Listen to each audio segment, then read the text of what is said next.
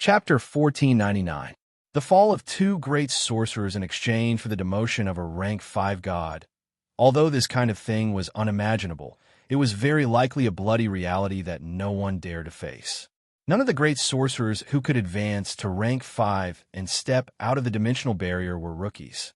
They were all elite sorcerers who had stepped over the corpses of millions and walked out of a bloodbath. But it was a pity that he was still a disposable chess piece in the schemes of those in power. It all depended on whether the value of the exchange was high enough. The god of hatred, Enos, had luckily escaped with his demigod body and escaped the fate of being destroyed along with his divine kingdom. However, after demoting to a demigod, he had lost most of his divine power, as well as the ability to create clones and projections. If he wanted to fight again, he could only do so with his true form at rank 4, and the chances of him dying were almost 100%. If he did not fight and relied on the remaining believers in the planes of faith, he might even be able to ascend the throne and return to his divine kingdom in a few hundred years. However, if he wanted to maintain the divine power of believers in several planes as a demigod, he would only become a black hole of divine power in the next few hundred years. He would need the divine power of the other orc gods to support him. Hence, in the later stages of the divine war, not only would Enos not be of help to the orc god system, he would instead be a burden to the other orc gods. He was too weak. With the body of a demigod, he still retained part of his divinity, and divine domain. In the eyes of the sorcerers and the other gods, the god of hatred, Ernest, was like a delicious cake that had lost its protective power. Everyone wanted to devour it.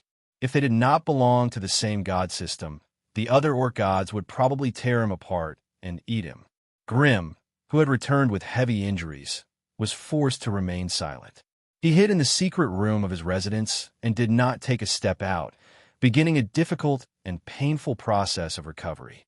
Fortunately, while he was infected by the broken laws, he used the divine fire orb to protect his soul, preventing the laws of mutation from invading his soul. Otherwise, his journey as a legendary fire wizard would come to an end, and he would no longer be able to advance further. Even so, Grim's injuries were unusually severe. He had rested in the Boulder Fortress for 3 years, and only then did he barely recover to the level he had before he went to war. This time, he had used up all the divinity that he had previously obtained. Most of the divinity was used to repair the damaged body, while a small portion was used to nourish the Star Beast bloodline. By now, Grim had also discovered that it was very difficult for super-rank wizards to fight like low-rank wizards, where they could endlessly switch between attack and defense. Battles between super-rank magi were even more terrifying and intense. Victory and defeat were often decided in a split second or two. This meant that the sorcerers who participated in the battle had to have enough trump cards and real experts. Only then would they have the upper hand in the cruel and intense battle.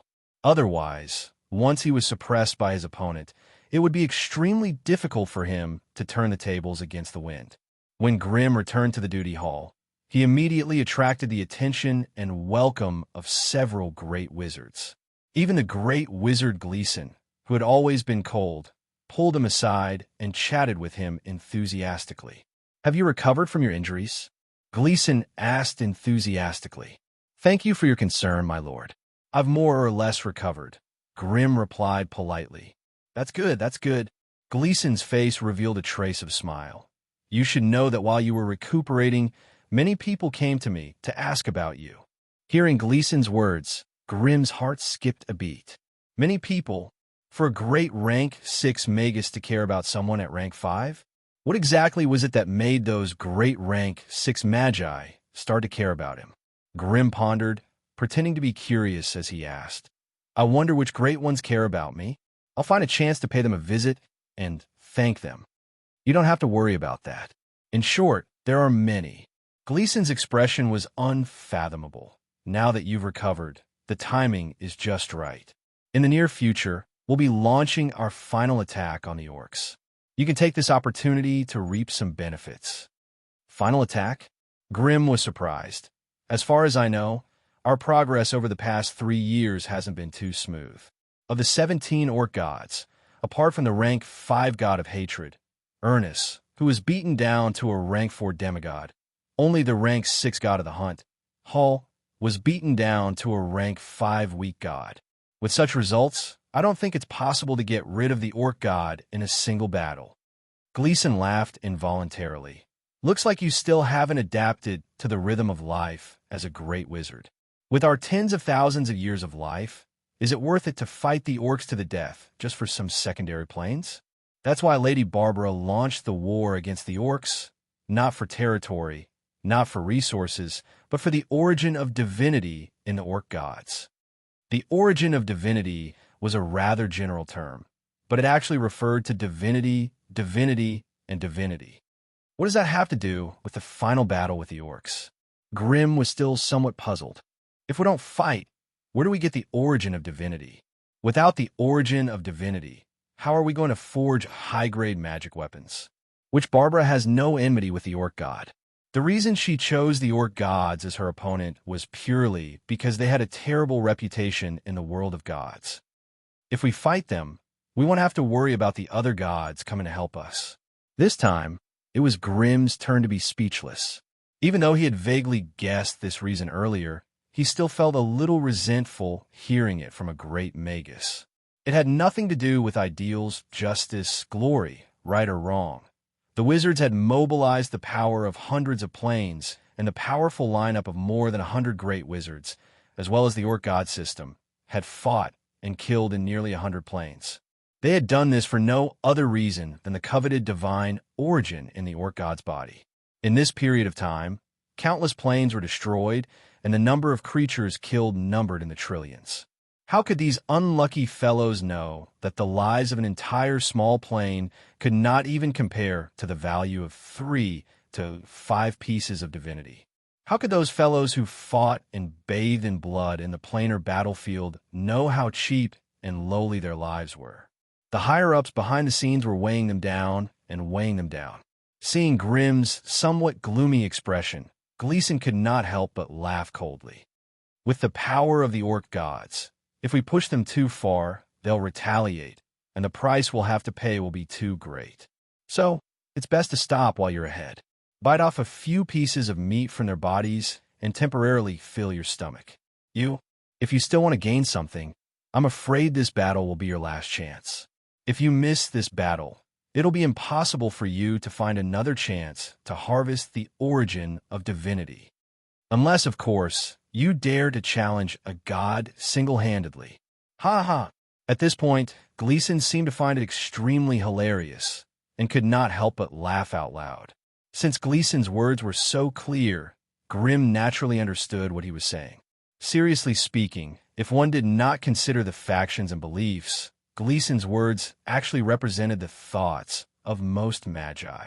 It was not that there was nothing better than the origin of divinity in the multiverse, but the price to pay for it was far greater and more expensive than waging war against the orc gods. In comparison, the great magi gathered together and used the wolf pack tactic to encircle an average-sized god, plucking some of the origin of divinity from their bodies. Such a thing that did not require much effort was in line with the interests of the magi as a whole, or else it would not have attracted so many great magi. Grimm, on the other hand, had only suddenly become one of them, suddenly sensing the truth behind the scenes. For a moment, it was hard for him to accept it. At the very least, he had witnessed the fall of 2 great magi with his own eyes. That was a tier 5 great sorcerer. In the planar world, they were great magi who were on par with lesser true gods. If they had died for some ideals or beliefs, Grimm would have felt better.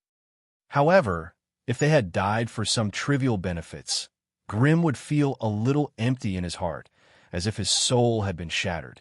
However, as a great magus, he had to accept the reality of this cruel world. Moreover, the origin of divinity was not trivial. It was a top-grade resource that all great magi would fight for. If Grimm had an endless amount of origin of divinity, he could forge 8 or 10 origin tools and nourish his bloodline to the limit. It would be difficult for him to advance in rank. Hence, even though he felt a little sad, He would not easily give up this last chance to obtain the origin of divinity. Sir, where will the decisive battle take place? The Shaka Plain? The Shaka Plain? That's the origin plane of the orc god. Grimm could not help but exclaim in shock. Most gods would regard the plane their main body worshipped as the origin plane, and the plane they conquered afterwards as the plane of faith. The status of the two could not be mentioned in the same breath. Losing a plane of faith was not a big deal.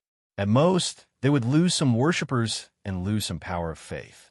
However, if the origin plane was broken through, it meant that the divine kingdom where their main body resided in would suffer as well. At best, they would be demoted, and at worst, they would perish.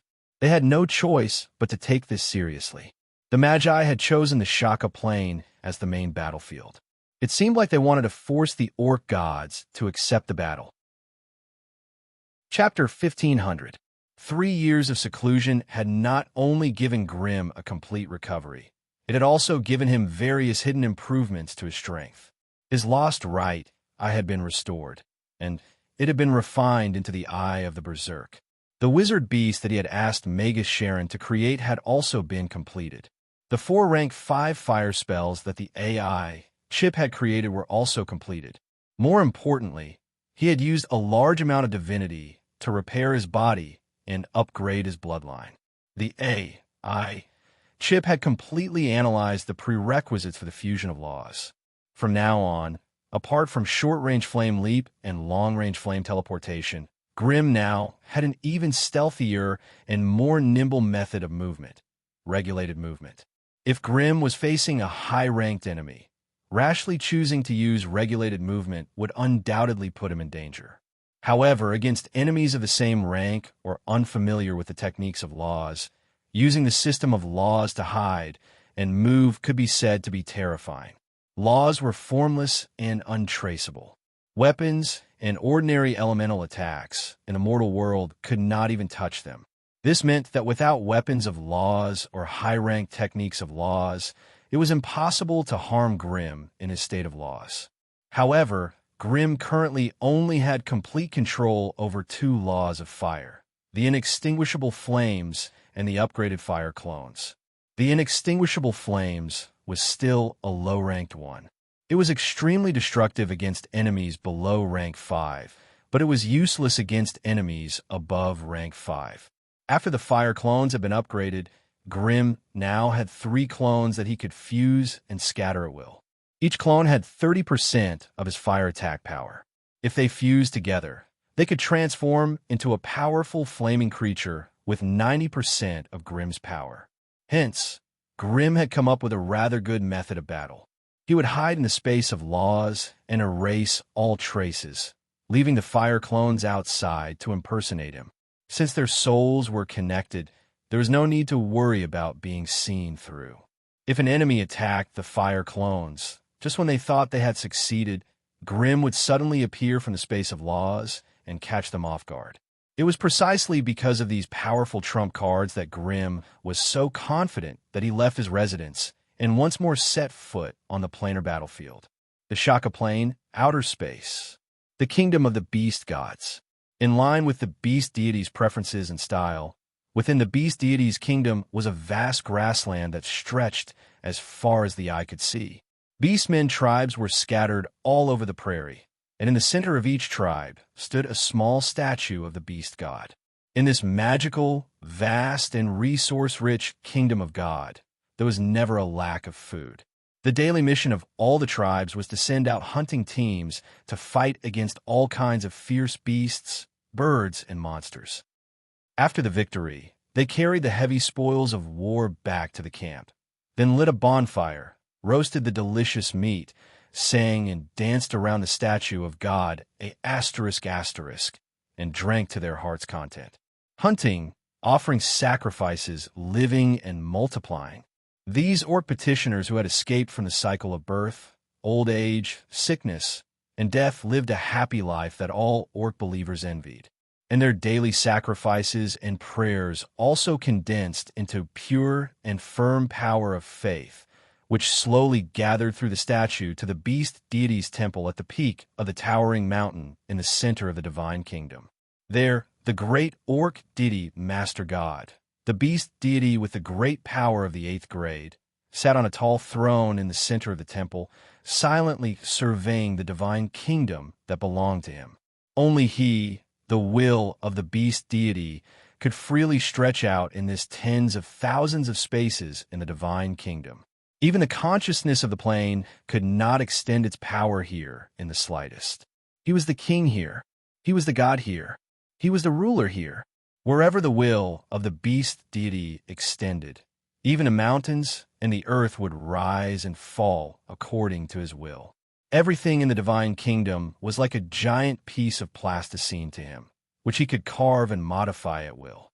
If he wanted a mountain, it would rise from the ground.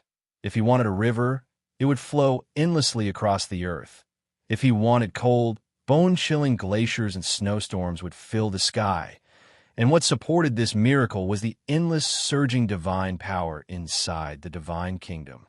The power of faith of the petitioners in the divine kingdom and the ordinary believers of the plain world gathered into the divine kingdom through various means, and under the transformation of the divine spark in Asterisk's body, it became the noble and pure divine power of the beast deity. And Asterisk, who had divine power, was the absolute master of this space. It was he who personally created this divine kingdom space most suitable for the orc petitioners to live in, and thus allowed himself to step by step onto the great divine power level. Gods were immortal, as long as their divine body was not destroyed by a powerful enemy, their divine spark taken away, and their will erased. The beast deity Asterisk had an infinite life that could live and die with the multiverse. Therefore, everything that a god thought about was fundamentally different from that of mortals. At this moment, in the temple of the beast deity Asterisk stood more than a dozen strange figures, tall and short, fat and thin. Most of their bodies were shining with the golden brilliance of divine power, and one could tell at a glance that they were the avatars of some god. Only a certain person in the corner did not have the divine brilliance of a true god, and instead had the appearance of a dejected orc. At this moment, a slightly skinny orc god with extraordinary wisdom in his large eyes that were illuminated by divine radiance was speaking with fervor and assurance, explaining military strategies and tactics to deal with the sorcerer's invasion. Unfortunately, the many orc gods present were all ferocious and tyrannical, and clearly did not have the patience to carry out such complicated military operations. Is there need to make it so complicated? Those human magi are all soft eggs. If we gather our men and kill our way through, will they be able to stop us? That's right. Moving around like this, the enemy didn't succeed. Instead, they scattered our forces. That's right. If I were to say, we should follow the boss and move out with our main bodies to overturn the nest of this bunch of magi. Let's see if they can still be arrogant. This group of muscular men were all sturdy and had outstanding combat power. In the past, even when they were outnumbered, they had never feared anything. They had always been uncouth people who would fight with their axes at the slightest disagreement. Even though they had become gods, under the influence of divinity, their temperament had become increasingly uncontrollable. Crude, cruel, tyrannical, impulsive, easily angered, these negative words had been with them forever, and had become a label that the orc gods could not get rid of. As if infected by the irritation of the other gods, even the orc's sovereign god, Asterisk, who was sitting on his throne with a golden saber, became restless. Those human magi are becoming more and more arrogant. Asterisk. S' main body was a one-eyed male orc covered in heavy and crude black armor. Now that he was talking about the enemy, the huge eye embedded in the middle of his forehead blinked, revealing a deep hatred that was carved into his bones. They destroyed the origin plane of Enos and many of our faith planes. We will definitely take revenge for this. Hearing Asterisk mention this, Enos, who had been sitting in the corner without saying a word and had already regressed to a demigod, stood up angrily and waved his arms as he shouted, "Boss, tell us how to fight." Enos will follow in your footsteps even if I have to risk my life. Yes, I want revenge too. God of the hunt howl, who had been pushed back by a grade by the Magi, also stood up, his eyes filled with unconcealable hatred. We can send out an army of petitioners and destroy the Magi's troops. All right, let's do that. Agreed.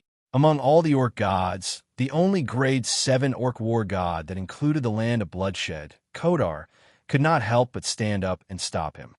Sir, you can't do this. Don't forget, those elves and human gods are still waiting for us to reveal a flaw so that they can come and take advantage of us.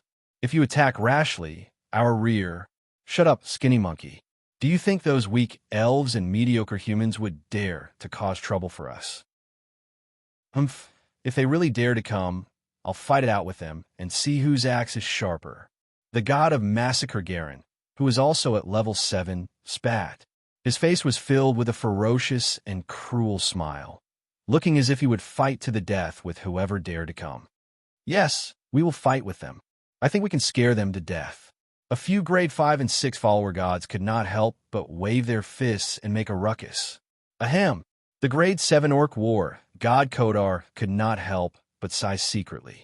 Once again, he felt desolate and sorrowful for his own identity. The orcs did not need any strategies or tactics at all. They just needed to gather their men and horses, roar a few words, and charge forward. This made him the orc war god who was preparing to develop war as his main divine position, extremely awkward and out of place with the other orc gods.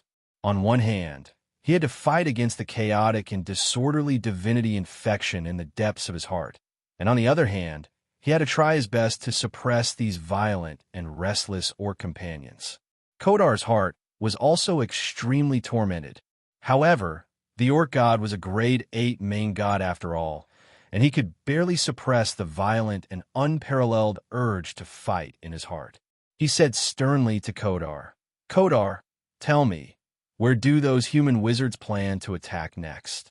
Kodar's face suddenly turned pale, and he knew that it was not good. However, the main god was asking, and he could not gloss over it, so he could only answer honestly, from the current situation of their troop movements and their offensive posture. "Where?" "It's your Shaka Plain." There was a sudden silence in the temple. Then suddenly there was an earth-shattering roar of the orcs. "How dare you? How dare you? I think these wizards are tired of living." The orc gods' clones were filled with anger, and the restless and surging divine power almost overturned the roof of the temple. War. Chapter 1501. As the fury of the orc god burst forth, the war that swept through hundreds of planes and involved over 100 transcendent magi, and orc gods instantly became white-hot. Ever since the human magi had shown the intention to attack the Shaka Plain, the orc gods' counterattack had become more and more violent. Moreover, the frequency of the orc gods going into battle had also increased, often in groups of 3 or 4. In contrast, the great magi of the Boulder Fortress had also been mobilized more frequently. The battles between the sorcerers and the orcs rose and fell in succession in the various star regions and planes of existence. There were signs that the flames of war had spread throughout the entire region. The main bodies of the gods were naturally taken over by the great magi of the 6th and 7th grades, while the great magi of the 5th grades like Grimm could only deal with the avatars or projections of the gods. Of course, every now and then, he would also come into contact with some powerful orc petitioners. With such frequent battles, Grimm's strength had greatly increased, and he naturally obtained more spoils of war. It was unknown when it started, but Grimm's title of Great Magus Serhome had spread throughout the Boulder Fortress. At the very least, among the great magi of grade 5, his crimson scarlet name was quite resounding. Many great magi were willing to cooperate with him when carrying out missions, as it often meant that they could obtain huge rewards beyond their expectations. After all, the skills of this great Magus Serhome were all related to battle and slaughter, and all of them were very powerful. In addition, he had the ability to transform into a demonic fish, which allowed him to swallow the avatars of the gods alive. This way, he could maximize the benefits of the battle. Therefore, in the short span of a year, Grimm had gone into battle 5 times, devouring 2 avatars and 1 projection of a god, and had also obtained 3 divinity shards for himself. Such a battle record was very eye-catching, even among the great magi of the Boulder Fortress. However, such a dazzling battle record had indisputably put him on the Orc Divine System's death list. This made it more and more dangerous for him to step onto the battlefield. Grimm, come quickly, there's a good mission here. Grimm, who was resting in his residence, suddenly received a Magus message. The one who sent the message was the Blood Magus who had worked with him many times in Tuso. Oh, what mission? The Orcs have 3 gods, 7 avatars, and more than 10 grade 5 petitioners. They're fiercely attacking our Black Mountain Plain. The Guardians there have already requested reinforcements from the headquarters, but their strength on the battlefield is still insufficient. That's why they've sent a second wave of reinforcements. We can take this opportunity to hunt. Who are the 3 Orc gods? Ever since he was targeted by Garen, the god of massacre, Grimm was extremely sensitive to this question. The one at Tier 6 is the one-eyed giant god, Altiz. The 2 at Tier 5 are old acquaintances, the god of tyranny, Hephaestus, and the god of hunting, Hall, who has been demoted. Antuso replied impatiently. Now that he heard that this sugar daddy was on the move again, he naturally wanted to get something else from him. The Cyclops god Algis. Grimm pondered for a while and finally felt his heart skip a beat. As long as it was not a terrifying guy like the god of massacre, Grimm was confident that he could deal with other gods.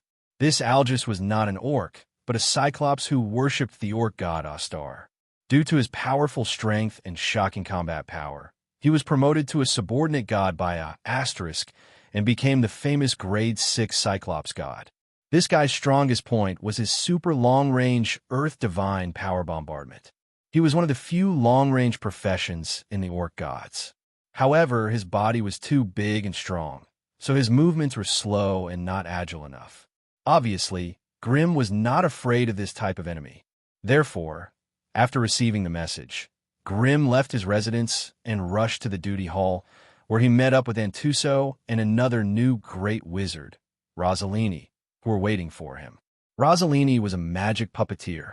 He used his will to fuse with the mysterious astral world, which gave him the strange talent of controlling astral constructs.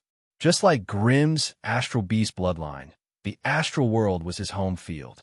Over there, he could unleash 200% of his terrifying power. During this period of time, Grimm, Antuso, and Rosalini had worked together many times. The 3 of them had a tacit understanding and complemented each other's combat power, so they had successfully completed many battlefield hunts. Let's go. The mission assistance has been submitted. Let's go now. Although Antuso's combat power was slightly weaker, he had extraordinary connections in the Boulder Fortress. Therefore, he was in charge of most of the matters dealing with the higher-ups. Grimm and the thin Rosalini with strange purple skin greeted each other, and the 3 of them immediately rushed to the Black Mountain Plain through the super long-range teleportation circle. As soon as they stepped out of the teleportation circle, they felt the energy shock coming at them. Standing in the void outside the planar barrier, the 3 of them used a Magus shield to isolate themselves from the surging tide of mana. They looked at the terrifying battlefield that was 100 miles away. Enveloped by divine power, dozens of tall and burly orcs were wreaking havoc on the battlefield like wild boars. The human wizards, on the other hand, were gathered in groups, dodging the attacks while using powerful spells that looked like fireworks to wash away the divine power shields of the enemies. At the center of the battlefield, a 100-meter-tall giant stood there like an indomitable giant. The giant was tall and strong, and his body was covered with rock-hard muscles. He had 3 fingers on his hands, and he had a single eye in the middle of his huge head, a cyclops that had become a Tier 6 intermediate god. Its method of attack was also very simple. It would condense a boulder the size of a mountain between its palms out of thin air, and then hurl it at the enemy's position through the air. Once the boulders landed, they would instantly explode into countless fragments, and everything within a kilometer would be within the giant's attack range. The AI chip in Grimm's mind scanned the area. The core area of this attack would reach 40,000 degrees, and the periphery would reach a staggering 13,000 degrees. As expected of a veteran Tier 6 god, a casual large-scale AoE attack from his opponent was actually 8,000 points more powerful than Glum's Eye of Berserk, which he had gone all out to store. The difference in strength between the two sides was obvious. On the human side, it was a bloodline sorcerer who was fighting the Cyclops giant god, Algis. He had transformed into a gigantic abyssal demon lord, dragging his bloated 10-meter-tall body as he circled around the Cyclops giant god. Every time his opponent threw a boulder, the abyssal demon lord would not hesitate to step through the void and rush to his side, engaging him in close combat. Whenever his opponent condensed another boulder, the abyssal demon lord would retreat to the periphery and engage in guerrilla warfare. Although both sides were very strong, it seemed that the Cyclops god was stronger. He would often use the boulders to chase the abyssal demon lord around in circles. As Tier 6 gods, every move they made, even the shockwaves from their clash, would have an unimaginable impact on their surroundings. The Cyclops god would also change targets from time to time, hurling boulders at the human wizards near the battlefield. From time to time, the Tier 6 human warlock, who had transformed into an abyssal lord, would use demonic teleportation to ambush the nearby Tier 5 orc gods. Whenever this happened, it would be a test of both sides' strength and luck. Whether it was on the wizard side or the orc side, if they failed to dodge the enemy's attacks, their shields would shatter and they would be crippled. In an intense battle, once one was injured, it would be extremely difficult to retreat unscathed. Many a time, the fall of a grand magus or a god's avatar was unavoidable. Hence, to protect themselves, most Tier 5 guilds would choose to stay away from Tier 6 guilds. Although this was safer, if they were at a disadvantage in battle, it would be difficult for them to get help from their own orc gods. On the vast battlefield, the Magi's mental force and the gods' divine sense crisscrossed, clashing fiercely. Almost every inch of space in this region was overturned. The arrival of Grimm's group of 3 naturally attracted the attention of both sides. God of the Hunt Holler, who was fighting in his true form, immediately revealed a bone-deep hatred in his eyes when he saw Grimm. He roared and shook off the enemies in front of him, taking large strides towards the trio. Although he had been pushed back from Tier 6 to Tier 5, his violent divine force was still far above that of ordinary Tier 5 gods. With his superior techniques and deep understanding of high-ranked divine force, he was not afraid even if he had to fight one against many. Moreover, this was his true form. This also meant that the weapons in his hands and on his body were all real god artifacts, and not just projections of the power of god artifacts. And the multiple divine creatures he commanded were also fighting in their true forms, no longer the projections of divine power simulation. It was due to his confidence in himself that God of the Hunt Holler was still so fierce and valiant even when facing 3 magi of the same rank. Chapter 1502. None of the magi and gods who entered the battlefield were fools. If they were faced with an enemy they could not defeat, any sensible person would turn and run. Therefore, using high-grade magi to quickly slaughter the clones of low-grade gods was just a wishful thinking. Therefore, after stepping onto the battlefield, the only thing he could do was to choose a suitable opponent for himself, instead of thinking about going on a rampage and destroying everything in his path. Although the arrival of Grimm and the other 2 had increased the strength of the Magi's side, it was not to the point where the enemy would retreat. Therefore, the peak grade 5 god of the Hunt Holler, together with a clone of the ogre god Myro and 2 orc petitioners, roared and clashed with Grimm and the others. The 2 orc petitioners were undoubtedly the weakest of the enemies, but at the same time, they were the most hated enemy of the Magi. There was no other reason. It was impossible to obtain any benefits even after going through so much trouble to kill them. They were divine creatures formed from the souls of dead orc worshippers combined with some divine power. They had no shard of divinity or divinity in their bodies. Even their armor and weapons were formed from divine power. If they were killed and their souls were not quickly destroyed, they could escape back to their divine kingdoms and resurrect with just a little bit of divine power. Therefore, these orc petitioners were undoubtedly the enemies that the Magi were most unwilling to face. Perhaps because of the characteristics of their souls, the two orc petitioners were even more valiant and ferocious. They did not have the slightest hesitation when they charged. Many times, they really messed up the battlefield, forcing the Magi to deal with them first. The avatar of the ogre god Myro was also an ugly, stupid, and greedy ogre. He had a half-meter-long spiral horn on his head, and he was wielding a thick wooden stick that could be used as a mace or a magic staff. Most of its body was exposed, and its skin was red and hard. Only a robe made of animal skin was wrapped around its waist, barely covering its lower body. Myro's clone was a special class combination of a warrior and a magus. Its main class was a warrior, and it could rely on its powerful body and tyrannical strength to dominate the battlefield. As a secondary class, it also had the ability to cast spells quickly. However, even after becoming the ogre god, Myro's brain was not very good. Therefore, its spellcasting abilities were mainly focused on support spells such as Bloodlust, Berserk, and Haste. It could also occasionally throw 1 or 2 Berserk fireballs. As long as it did not stick close to them and attack, it was not much of a threat to the Magi.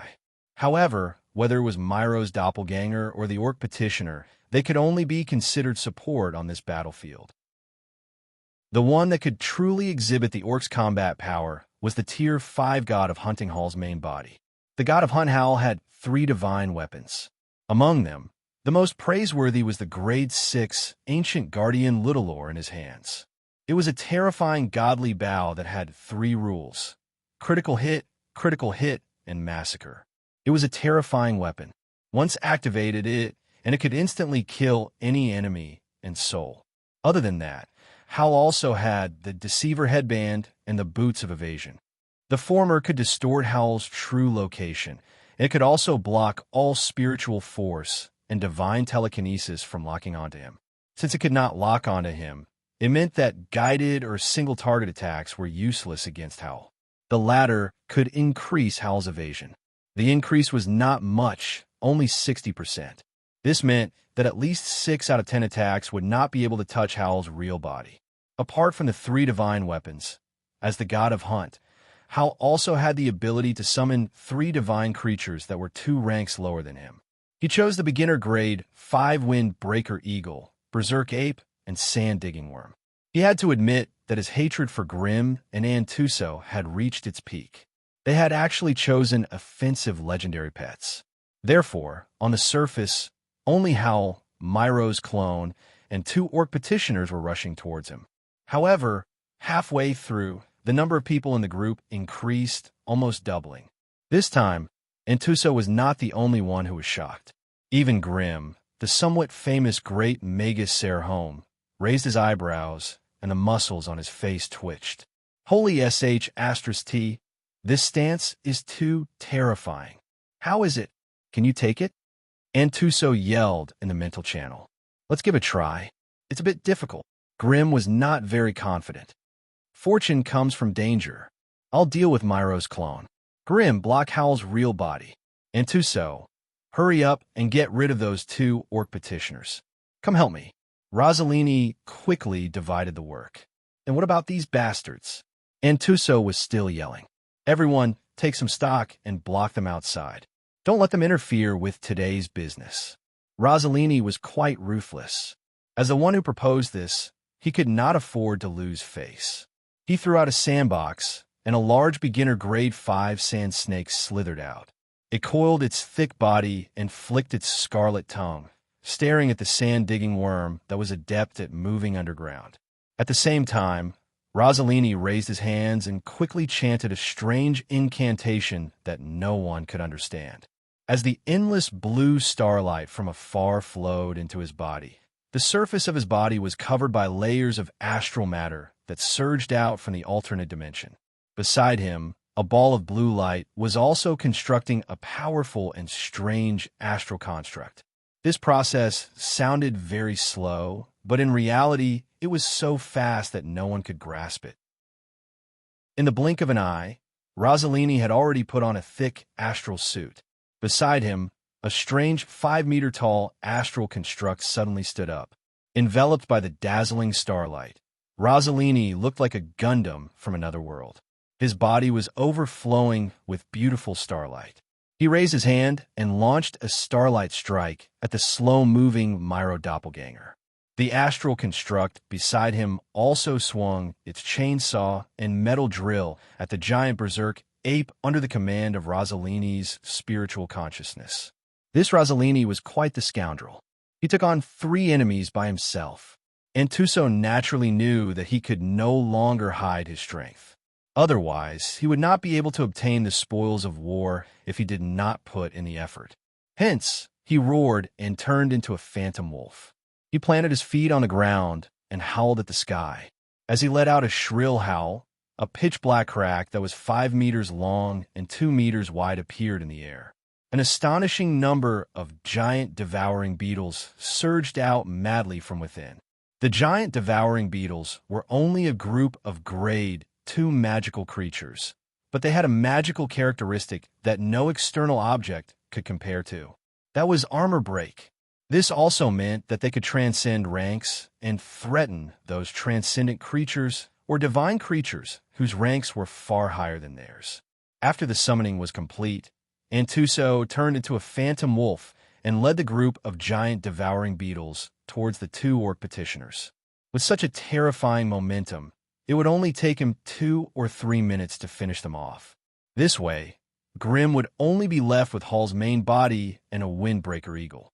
Grim let out a sigh of relief and raised his hand to summon Remy the poison spirit and the 10-armed giant. The 10-armed giant was a grade 5 intermediate wizard beast that Grim had created from Wizard Sharon of the Mountain Plain. Its bloodline was similar to the legendary abomination 100-armed giant. As soon as it appeared, it stood in the void and clenched its 10 arms. 3-meter-long gray spears appeared out of thin air and were hurled towards Hall's main body like a machine gun. Beneath his feet was a crimson-purple evil halo that could inflict a terrible curse on enemies within a kilometer. Using Remy to deal with the windbreaker eagle and the 10-armed giant to help him deal with Hall's main body, Grim also had a grade 5 beginner Earthbreaker. This was a magic puppet that he had created using the crystal of law he had obtained from the Earth Prophet. In a battlefield like this, it was necessary to have a backup plan. Therefore, seeing that the battlefield was full, Grim left the Earthbreaker behind and focused on dealing with Hall's main body. No god that could step in a grade 6 was a fool. Although Hall's main body had fallen back to grade 5 due to the loss of the Shard of Divinity, his superb control of divine force and terrifying combat strength had left an unforgettable impression on Grim. As the first wave of attack, the 10-armed giant was the first to deal with it. A dense wave of stone spears was detonated by a ball of divine force thrown by Hall. The scattered earth, elemental energy, and divine force intertwined, creating a mana storm in the center of the battlefield. It also messed up everyone's spiritual perception. At the wildest part of the mana storm, a tall and mighty figure suddenly leaped out and shot 3 arrows at Grim. With the sure hit property, it was impossible to dodge these 3 arrows. Grim roared, "Cover me!" With that, he no longer dared to ignore the arrows flying towards him. Instead, he focused on gathering violent flames. The 10-armed giant took a few steps forward and blocked in front of him. It kept throwing stone spears and finally destroyed the 3 arrows. At the same time, 3 identical clones suddenly appeared in front of Grim and behind him, forming a triangular formation to protect his main body. Then, they shouted angrily at the same time. Waves of flames swept toward Hall's divine body from all directions. Chapter 1503. A battle between gods had always been abnormally terrifying. Outside the barrier of the Black Mountain Plain, a new battlefield had been ignited. Those who could participate in a battle of this level had to be at least at the 5th rank. Otherwise, just the shock waves from the battle at the core of the Black Mountain Plain would be enough to kill them all.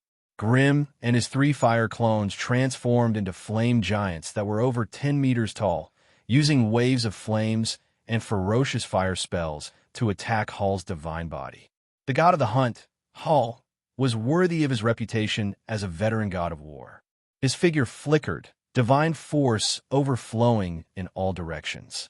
A series of illusory yet real silhouettes made it difficult to pinpoint his true location. Due to the existence of the Deceiver's headband, Grim was unable to use his spiritual force to lock on Hall. He could only use area of effect fire spells to slowly erode the divine force around Hall's body. Even if his spells managed to hit Hall, they were all useless against his freakish evasion. On the contrary, the barrier of fire around Grim's body crackled under Hall's arrows, causing large amounts of flame feathers to fly everywhere. Grim was infuriated, and he roared, "Don't think that you're the only one with a divine weapon." In the next moment, the Book of Darkness appeared in his left hand and began to flip through the pages. When the flipping pages of the book stopped at a certain page, a projection of a flame model drawn with intricate and complicated magic patterns appeared. It quickly lit up and turned into a ferocious fire spell that flew towards Haller. On the other side, the 3 fire clones silently fused into one, and then 2 beams of fire shot out from their eyes that swept across the horizon. Even with Hall's high agility and evasion, it was beyond his power to dodge such a large beam. Asterisk TSS, TSS, TSS. Asterisk laser-like flame power swept through the void, while God of Hunting Hall used his unique agility to weave left and right among the flames, evading the attacks of the flame clones. Hey, Chip, can you track Hall's main body? If I can't lock onto him, I won't be able to release those powerful fire spells. Grim quickly commanded, "Beep," beginning full elemental scanning. Sensing influence of special divine force, unable to lock on a target. Beginning scanning of laws, beep. Tracking special divine power laws. Establishing dynamic capture system. After a series of prompts from the AI, Chip, Grim's vision began to change. A large number of elemental colors and traces of laws appeared in his field of vision in different colors. Wherever one walks, one must leave a mark. It was especially so in the vast and boundless galaxy world. The background of the void was not empty, but densely packed with undulating tides of magic power. So many god-ranked life forms were fighting here, shuttling back and forth.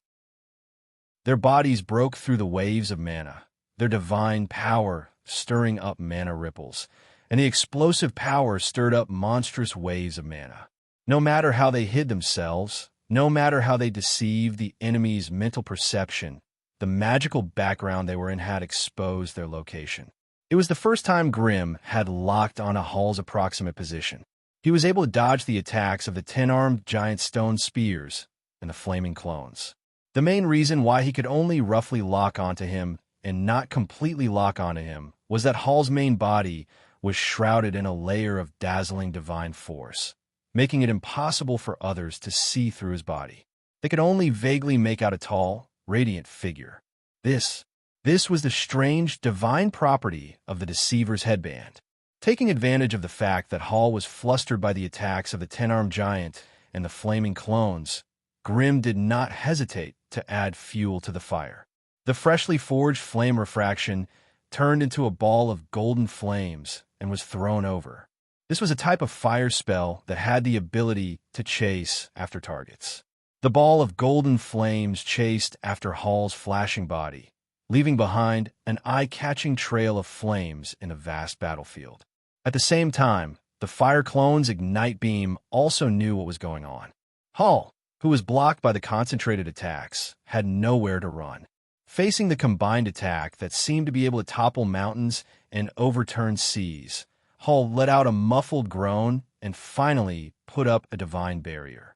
Asterisk bang bang bang. Asterisk the airtight fire attacks, and the strange yet powerful flaming rays collided with the divine barrier. Apart from a shower of flames, they did not harm Hall's main body in the slightest.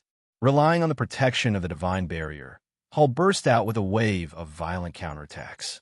Divine Shockwave, Energy Blast.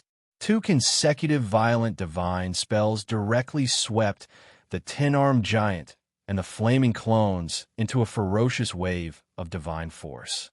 Even with the 10-armed giant's defensive power, it had to hide and put up elemental walls to protect its main body. The flaming clone, on the other hand, used a flame leap to hide 1,000 meters away, temporarily leaving the battlefield. Hall obviously had no interest in these two secondary enemies. After using some method to force them away, his main body rushed in front of Grimm with a few leaps.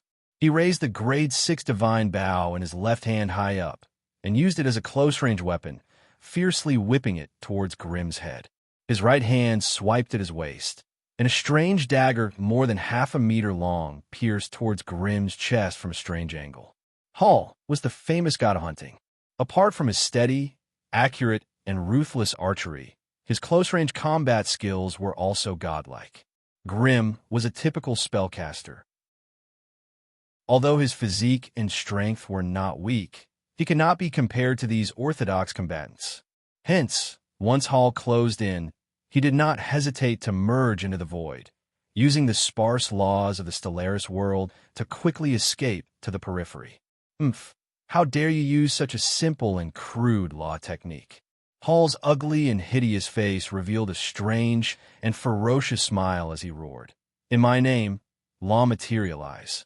Following his roar, the originally traceless and formless power of the natural order suddenly emerged from the void, revealing the strange light that was attached to the natural order system and wandering within it. Grimm, who had suffered a great loss last time, was already on high alert. Once he felt that something was wrong, he immediately broke away from the system of laws. That was why he was not caught in the shockwave of laws that swept towards him. After entering and exiting, Grimm had escaped less than 100 meters away. Bastard, these high-level enemies seem to be very proficient in laws. Is this method that I spent so much effort to analyze going to be useless just like that? Grimm grumbled angrily as he reformed his body. He opened his mouth and spat out a colorless, transparent, and strange flame at Hall, who was pouncing at him again. The transparent flame burned the divine power shield, quickly consuming the divine power on it. With just 3 flicks of his fingers, the divine power shield became thinner and more fragile. However, these 3 seconds were enough for Hall to launch a dozen swift attacks. Under Hall's continuous attacks, Grimm's flaming body was smashed into pieces, exploding into scattered flaming feathers. No, it's not the main body of that Magus. With his powerful divine sense, Hall quickly sensed that something was wrong with his target. He turned around and saw that Grimm was 1,000 meters away, standing where the fire clone had been. Transposition. Hall could not help but curse inwardly. He had to admit that it was not easy to deal with a human Magus who had reached rank 5. Every human Magus had their own domain of expertise, and within that domain, they had unimaginable techniques and methods. Even with Hall's strength, it would not be easy for him to take care of a great rank 5 Magus in a one-on-one battle. However, as the god of the hunt, Hall's might was not limited to this. Hall roared once more, and the divine bow in his hand was immediately drawn to a full circle. A dazzling golden arrow of divine force instantly appeared on the bowstring. At the same time, a strange divine rune silently appeared above Grimm's head 1,000 meters away and firmly locked onto him. Damn it, it's a hunt mark. Grimm had already suffered from this when he fought against Hall's clone. After being locked onto by the hunt mark, any arrow Hall shot would have a tracking function. No matter where Grimm was, he would not be able to escape. The only way for him to protect himself was to destroy the tracking arrow. However, with the speed of the tracking arrow and the slow speed of the fire spell, it was not easy to do so. However, there was still the 10-armed giant in the battlefield. Under Grimm's command, the 10-armed giant stepped through the air and slowly approached Hall, using a dense barrage of stone spears to seal off the tracking arrow's path of attack. In the void of the battlefield, Only a dazzling golden light could be seen moving about, as if searching for a gap in the 10-armed giant's defense. The stone spears exploded in the air, but it was difficult to catch up to the nimble light that was swimming like a fish. With Hall's abilities, the tracking arrow would not be so easy to deal with. Hall stood rooted to the ground, the divine bow in his hand vibrating nonstop. He shot out 18 tracking arrows in one go before stopping. In the blink of an eye, 18 strange light spots appeared in the void, and like a swarm of bees, they stabbed at Grimm's body from all directions. Asterisk hiss. Asterisk faced with such a ferocious attack, Grimm could not help but suck in a breath of cold air. These were all tracking arrows. Even if he jumped or teleported away, the other party would still follow him, and they would not stop until he was dead. Only now did Grimm feel a trace of regret. He should have analyzed a powerful area of effect fire spell earlier, or else he would not be in such a predicament. It seemed like he had no choice but to use it. Grimm could not dodge, and could only curl up his body and grit his teeth to withstand this wave of attacks. The 18 tracking arrows whistled through the air, bypassing the 10-armed giant's net of fire, and shot straight toward various parts of Grimm's body. Chapter 1504. Waves of divine power rippled, and the berserk mana washed away everything in the area. When the waves of divine power receded, a shocking scene appeared in the center of the battlefield. Grimm retracted his flaming body and curled up into a ball. Outside him, a stone giant that was more than 10 meters tall was half kneeling, using its body and arms to cover him. Terrifying scars were left on that sturdy and tall body after the violent divine power had wreaked havoc, but it did not break through its rock defense. Grimm, who was protecting her, was completely unscathed. When the turbulent divine power weakened to a harmless level, Grimm stood up. When the rock giant that was guarding him got up as well, its body cracked and fell off in pieces. For a moment, it looked extremely miserable. The god of Hunt Holler's attack power could be seen from the fact that a grade 5 Earthbreaker was beaten so badly the moment it appeared. If it wasn't for the fact that Grimm still had some stock in his hands, he would have ended up in a miserable state. Grimm was infuriated by the attack, and threw the ring of corruption over without saying a word. This was an area of effect poison spell, and the opponent could not dodge it with high evasion. In an instant, Hull was dyed green, and even the divine power radiating from his body became a little dim. A divine body was immune to ordinary poisons. If the ring of decay did not contain the law of poison, it would not be able to harm a god. And now, without the divine power shield, even Holler could only forcefully resist such a level of poison rules. But soon after, he cast a greater restoration on himself and used his divine power to wash away most of the poison on his body. Only then did the oily green body once again emit a dazzling radiance of divine power. However, there were still some dark green spots left on it. Obviously, the law of poison had not been completely cleaned up. At their level, ordinary low-rank spells were no longer a threat to their enemies. If they wanted to attack their enemies, they had to find a way to use a super-rank spell. Moreover, super-rank spells were not easy to use, and they usually had extremely harsh conditions to cast them. That was why high-ranked magic tools and divine weapons were so valuable, and it was worth investing a large amount of resources to create them. After all, in a battle between gods, one more super-ranked spell than the enemy was usually one step closer to victory. For great wizards, a lack of methods to counterbalance or attack the enemy meant the distance between life and death. Grimm was only an elementary grade 5 great sorcerer, but he had multiple transcendent attacks at his disposal. This was the main reason why he could maintain his title as the Great Wizard Serhom. The battle was still going on fiercely. At this point, both sides were determined not to give up so easily. The god of Hunt Holler's divine power shield had been destroyed, and his divine power, such as Divine Blast, Greater Restoration, and other common divine spells had also been used up. Currently, Surefoam was relying on the frightening hunting techniques and powerful basic attributes he had acquired before he had become a god. Despite this, he still felt a mountainous pressure weighing down on Grimm. As the god of hunt, even if he did not have a divine domain related to death, harvesting 1 or 2 souls would not be a problem. That was why magi who were killed by the god's main body could not be revived or reincarnated with magic tools. This was also the main reason why the great wizards were so keen on hunting down the god's clones, but avoided the god's main body. If Grimm was not particularly confident in his own strength, he would not dare to provoke the god's main body. At this moment, since both sides were determined to kill each other, the battle became fiercer and fiercer, and the intensity of the battle rose sharply. Although the god of Hunt Holler had fallen to grade 5, he was fighting with his main body, which meant that his divinity points were definitely above 10. It might even have reached a shocking 19. If he could take it down in one piece, it would be worth it even if Grimm had to give up everything else. As for the upcoming battle, with Grimm's level, he would only be cannon fodder if he went. It was better to fight on the edge of the battlefield and get his reward in advance. After all, once he left the beast-slaying battlefield, it would be a fool's dream to think of obtaining the divine origin again.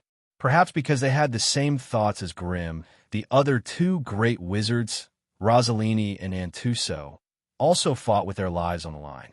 The first to break through was naturally Antuso, who had a weaker opponent. Using a large group of giant devouring beetles to entangle the 2 orc petitioners, Antuso transformed into a ghost wolf, appearing and disappearing from time to time as he launched a fierce attack. In just a quarter of an hour, he successfully killed an orc petitioner, obtaining its soul and a small amount of divine crystals. The remaining orc petitioner saw that the situation was bad and tried to break out of the encirclement, but it fell to the giant devouring beetles. Although these giant devouring beetles were of low rank, they had obviously been specially modified by Antuso. They had strange magic resistance and terrifying armor-piercing properties. Even a grade 5 orc petitioner would have to suffer a grievance and perish on the spot in the face of their ferocious assault. In return, it contributed a grade 5 soul and a small amount of divine crystals to Antuso. After dealing with the 2 orc petitioners, Antuso turned his gun and went straight for the clone of the ogre god Myro with terrifying battle prowess. To be honest, a guy like Myro's clone was a classic example that all great wizards would do their best to avoid. It had unparalleled physical attack power, high vitality, shocking strength, and abnormal defense. If not for its low agility and clumsy movements, no one would dare to touch a god's clone like this. Myro's clone's attack style was rather simple, but it was extremely powerful. It continuously cast bloodlust and berserk spells on itself, and its bloated body swelled up several times. Its entire body emitted a dazzling blood-red light, and it waved its thick wooden staff as it chased after Rosalini. Asterisk thump, thump, thump. Asterisk its body was as sturdy as a mountain of flesh, and its short, thick legs stepped on the void, causing ripples in the void. Its raised wooden staff was filled with berserk power, making whooshing sounds as it chased Rosalini around like a mole. Although Rosalini had wrapped himself in a thick and sturdy astral armor and was not afraid of any sharp weapons, he was not afraid of anything. However, in the face of Myro's doppelganger's wooden staff, which was powerful enough to split open mountains, he could only retreat. If he was hit in the head, the astral armor might be able to withstand it, but Rosalini would definitely be smashed into meat paste. After all, the physique of a grade 5 great wizard was not that strong. In a head-on confrontation like this, human wizards would be completely crushed by gods who were born with powerful divine bodies. Rosalini's back spat out beautiful azure starlight, and his 3-meter-tall body nimbly dodged through the void.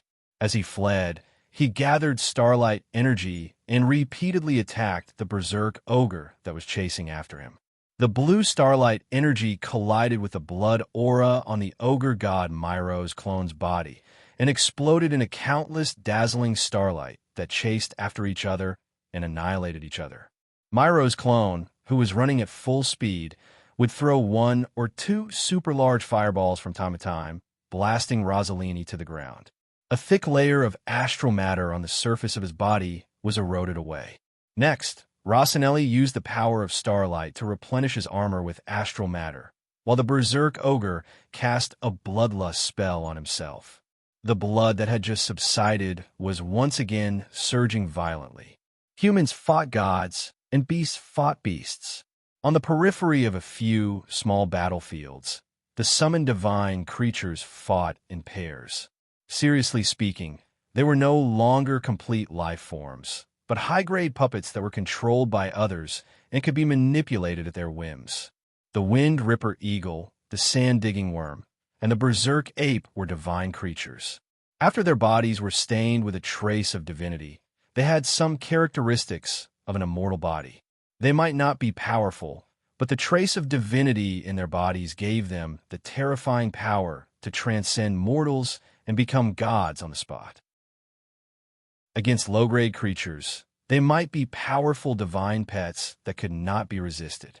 But against super-grade wizard beasts meticulously made by great wizards, they were just a group of wild beasts that had a trace of divinity. The first to die on the battlefield was the Berserk Ape, and its opponent was an astral construct released by Rossellini. Bathed in starlight, the astral construct had endless recovery ability. As long as the Berserk Ape's power could not break through its defense, the astral construct was indestructible. The Berserk Ape and the astral construct were like two wild beasts that tangled and wrestled with each other. Amidst waves of roars and power ripples that shook the void, blood, skin, and broken bones mixed with light blue metal limbs drifted in all directions. But before they could fly out of the battlefield, they were caught up by waves of even greater and more violent power ripples, mincing them into pieces that no one could identify. Not long after the two orc petitioners died, the Grade 5 Berserk Ape followed in their footsteps, becoming the first divine creature to die on the battlefield. In order to kill the Berserk Ape, Rossellini's astral construct had suffered a great deal of damage to itself, and its entire body was in tatters. Even its chest had a few gaping holes, revealing the frantically operating starlight spell formation. Its legs and arms were no longer intact, and there were terrifying traces of biting and clawing all over them. However, bathed in starlight, the edges of all the wounds shone with faint starlight. Chapter 1505. When Antuso and the ectoplasmic automaton started clearing the battlefield, the balance was broken. Like a rolling snowball, Hall's advantage became smaller and smaller, while Grimm's victory became more and more obvious. In the end, Grimm, Antuso, and Rossellini led the giant devouring beetles, the ectoplasmic automaton, the 10-armed giant, Remy, the Shatterer, and other puppets and wizard beasts to besiege Hall's main body and Myro's clone. The two seemed to have sensed the impending danger, so they gave up on the unrealistic hope of reaching the Valley of Victory and began to break out of the encirclement. At this time, Grimm and the other two had a serious disagreement on their choice of target. Anduso and Rossellini insisted that the target be Myro's doppelganger. It was only a clone of the ogre god Myro, so its combat power was limited. It would not be a problem for the three of them to kill it. If they were lucky, they might even be able to obtain a piece of divinity.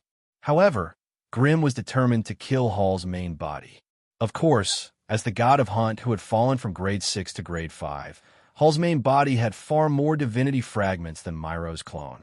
His divinity was estimated to be more than 15 points. If they could kill it, the three of them would probably wake up laughing in their sleep. However, killing it was undoubtedly the most difficult task, and the probability of failure was more than 70%. This was only possible if Grimm had the bloodline of the devouring demon fish and could kill the enemy. Otherwise, there would not even be a 10% chance. The Magi had been at war with the orc gods for hundreds of years, but there had never been an orc god who had fallen. Even the unluckiest of them all, the god of hatred, whose divine kingdom had been destroyed by the Magi, managed to use his main body to take away most of the divinity and divinity. He ran to another orc god and became a demigod. From this, one could see how powerful a true god's ability to survive on the battlefield was. Therefore, if they recklessly targeted Hall's main body, the three magi would most likely end up with nothing. The quarrel and disagreement between the three reverberated in the mental channel. Although the spiritual connection was swift and formless, there was almost no time gap between the two gods' escape. There was no time for them to argue or convince each other. Thus, the team of three split up. Antuso and Rossellini chose Myro's clone. They were confident that they could defeat Myro's avatar in Grimm's absence, but they didn't know how many divine fragments and divinity they could extract from it. Grimm gritted his teeth and chose Hall's main body. He had already used up Hall's divine shield and other general divine spells, and he had also tasted the power of his three divine artifacts. His hand was still tightly gripping onto the divine fire pearl's berserk strike and the eye of berserk in his right eye.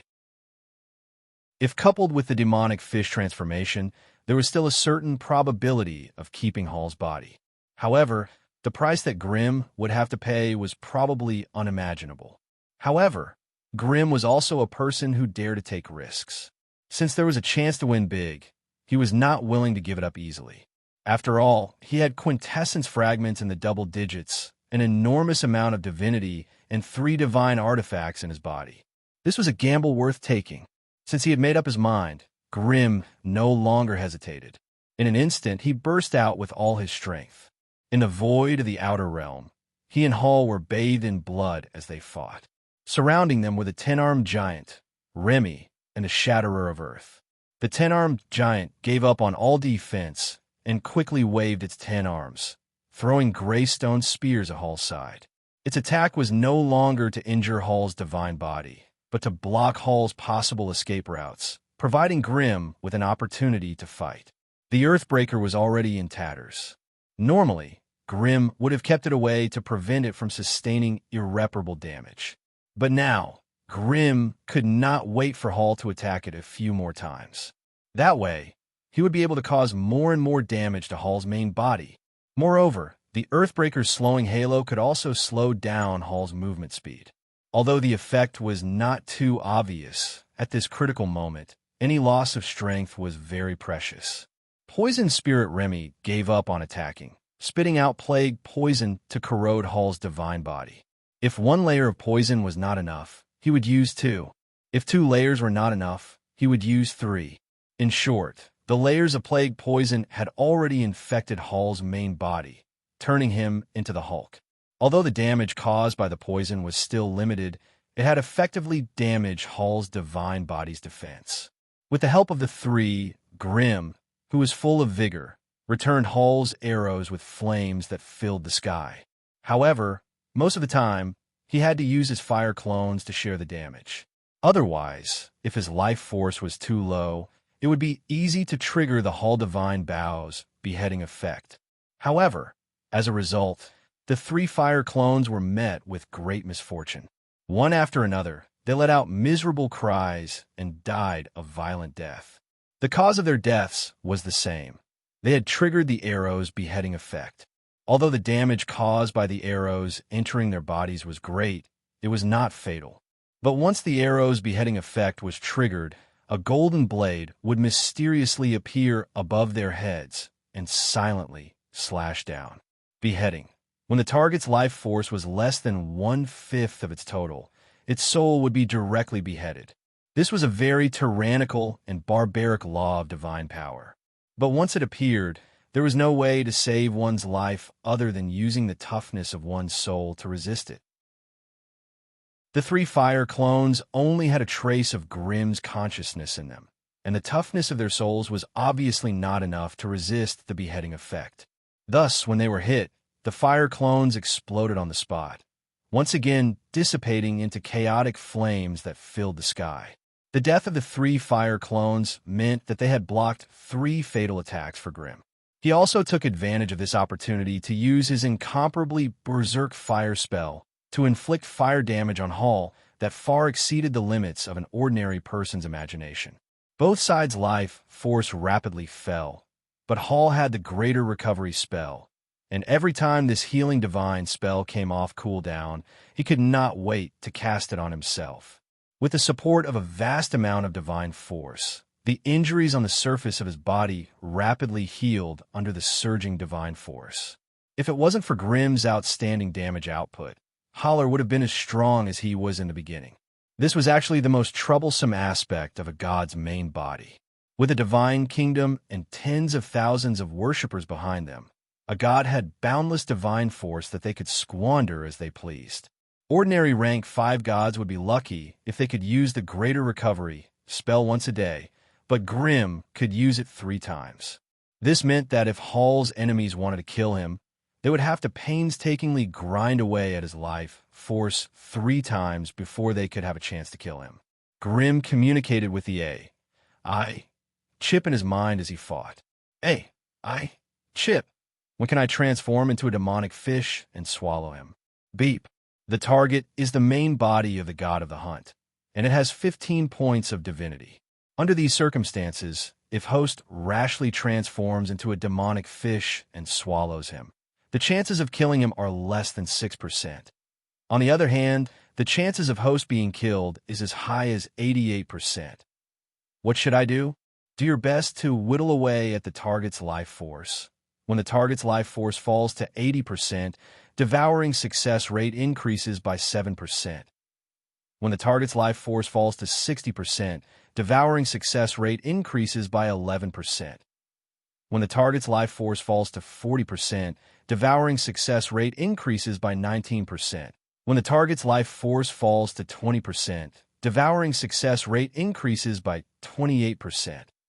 When the target's life force falls to 10%, devouring success rate increases by 47%.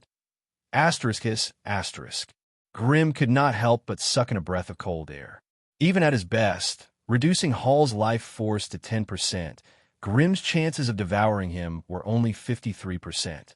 That was barely half. This was basically putting his life on the line. After all, Hall was a god that had fallen from rank 6 by the Magi, and could not be compared to ordinary rank 5 gods. Such an outcome was within reason.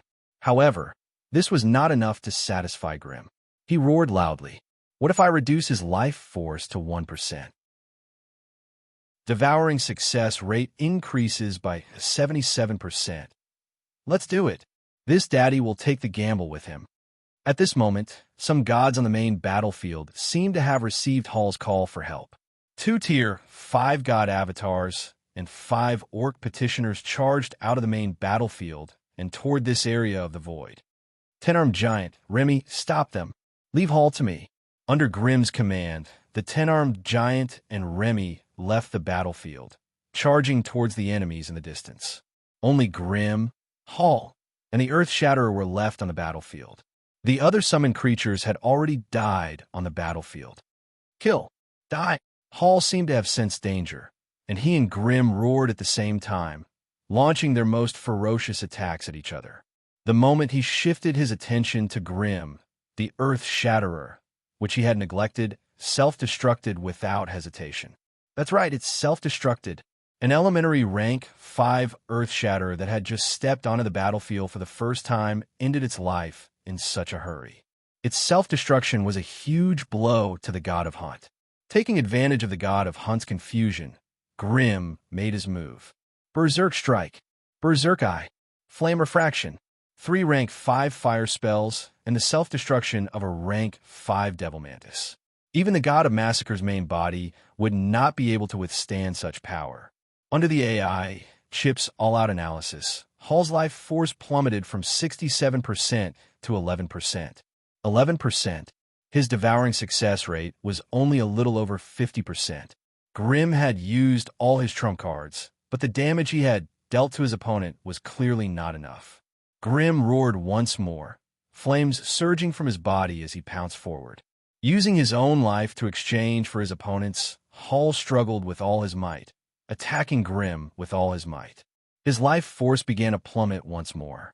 9%, 7%, 4%, 2%, 1%. Grimm had never felt such a long and torturous time.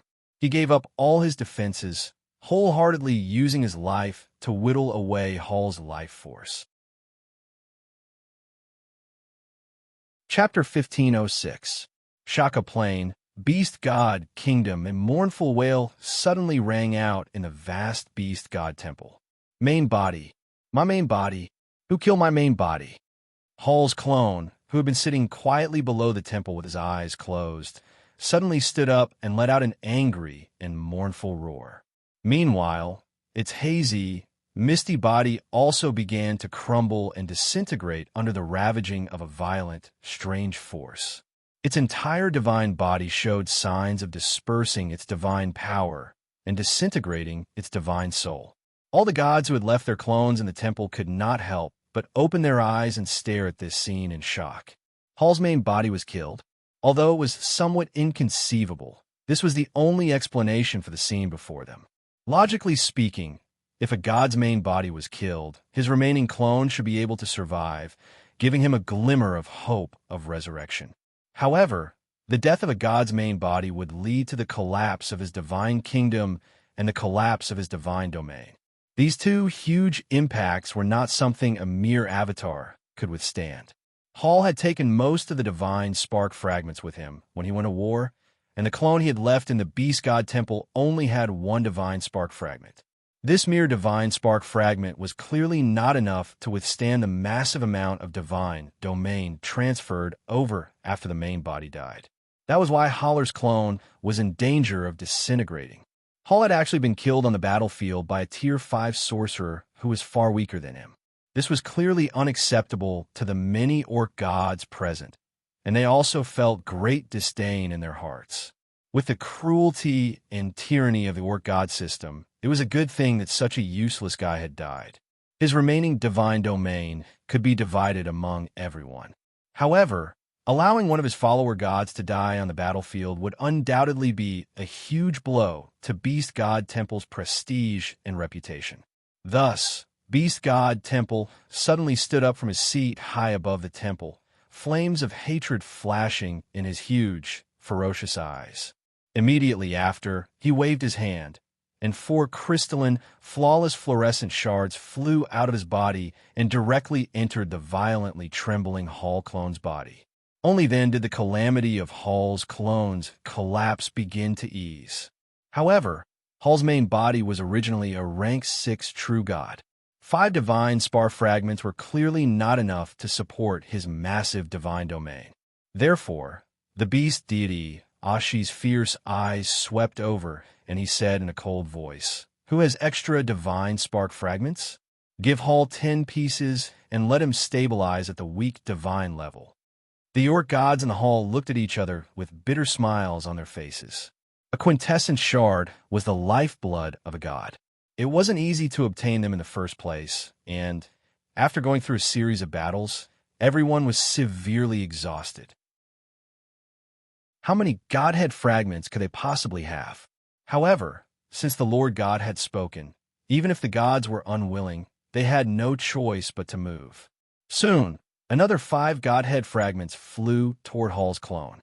A total of 10 quintessence fragments quickly formed a complete quintessence within the Hall clone's body. With such a powerful support, the destruction of Hall's clone was completely eliminated. However, from this point onward, the god of Hunt Hall reverted to his original form, becoming a weak god through and through. He was no different from those new gods who had just ascended to the divine realm. The only difference was that the remaining priesthoods and the treasuries of the divine kingdoms were much more abundant. But for a former rank 6 god, this was still more sorrow than joy. There was nothing to be happy about. "Oh, what's wrong with you? Which human great sorcerer killed you? Tell me his name, and I'll avenge you." Ashi, the Lord God of the Orc divine system, was also somewhat angry at his subordinate for suffering such a terrible loss. Yes. Although it hadn't been long since the death of his main body, the Hall clone could still clearly see what had happened millions of li away through the instinctive connection between his divine souls. However, such a powerful main body had actually been devoured by a little rank 5 fellow. This made him somewhat speechless. "What? Do you still doubt my power?" The hesitation of his subordinate made the orc god even angrier. He roared, "Tell me his name. Whether he's a rank 7 great sorcerer or a rank 8 Barbara, I'll avenge you." It's a human sorcerer called Grim. Grim. The orc god repeated this unfamiliar name. For a moment, he couldn't remember which high-grade great sorcerer he had seen with this name. So he looked around at the gods. Do any of you know this guy? The gods all shook their heads. Only the expression of the god of violence, Seastock, who was standing in the back, changed slightly, as if he had sensed something but was not sure. He's a rank 5 junior sorcerer. The Hall clone, no, the guy who had now become Hall's main body, finally finished speaking. Asterisk buzz. Asterisk in the next moment, the entire beast god divine Hall shook violently from the violent will that surged from it. Rank 5 junior sorcerer? The orc god's roar resounded through the sky. Hall, why don't you die? Grim was fleeing. Ever since he'd swallowed Hall's main body, he'd become the common enemy of all the orc gods on the battlefield, let alone the Tier 5 gods' doppelgangers and orc petitioners. Even the Tier 6 one-eyed god, which was in the middle of an intense battle, shifted its attention to the battlefield and began to move its towering body toward the battlefield. Grim, who transformed into a devouring demon fish, turned around and fled. Hall's main body, which had been swallowed into his stomach, had yet to completely perish. He urgently needed to find a safe place to completely digest it. Hence, with the 10-armed giant and Remy's cover, he fled back to Boulder Castle and hid in his residence, never to show his face again. Beep. Obtain a divine spark fragment. Beep. Obtain a divine spark fragment. Beep. Obtain a divine spark fragment. The AI chip's prompt could not be any simpler, but as it rang out continuously, Grim's blood began to boil. He was no longer in the mood to count the series of prompts. Instead, he was completely immersed in an explosive joy. There was no sound more beautiful than this in the world. He wished he could immerse himself in this feeling for all eternity, never to wake up again. It took Grim an entire year to completely digest Hall's main body. What he obtained was enough to make one's eyes burn with envy and one's mouth dry. Divine Spark Fragments, 17. Divinity, 463. More than 117,000 divinity crystals, level 6 god weapon, bow, ancient protector, lunder pillar, rank 5 divine weapon, headband deceiver's headband. Rank 5 divine weapon, boots of evasion. Rank 6 weapon, dagger demonic strike. Rank 5 weapon, bracer, deathblow bracers. Rank 5 weapon, belt ogre belt. Rank 5 weapon, pendant greater restoration. It had to be said that as a former intermediate god, Hall's equipment was definitely befitting of his status. 3 divine weapons and a full set of rank 5 and 6 equipment dazzled Grim's eyes. The only reason why these equipment could not be called divine weapons was because the main material used to forge them was not a divine spark fragment, but some other precious resource. This made it impossible for them to resonate with a god's soul, and their might would be greatly reduced. However, how bad could equipment that could catch the eye of a rank 6 god be? With such equipment in Grim's hands, his armory was immediately filled to the brim. When Grim completely digested everything and reopened the barriers outside his residence, the flood of information that flooded his mind gave him a fright. All of them required communication, and the range covered nearly half of the great rank 5 magi and more than 10 great rank 6 magi. Among them, there was even the rank 7 body refinement Magus Arabald. Find me immediately when you're out. The message from the great wizard was simple, but it was filled with endless magic. Grim looked at it again and again and thought about it again and again, but he couldn't make a decision. A mere dozen or so divine spark fragments was probably not enough for a rank 7 magus to do something so despicable. However, the world was unpredictable. Who knew why Arabald was so anxious to find him?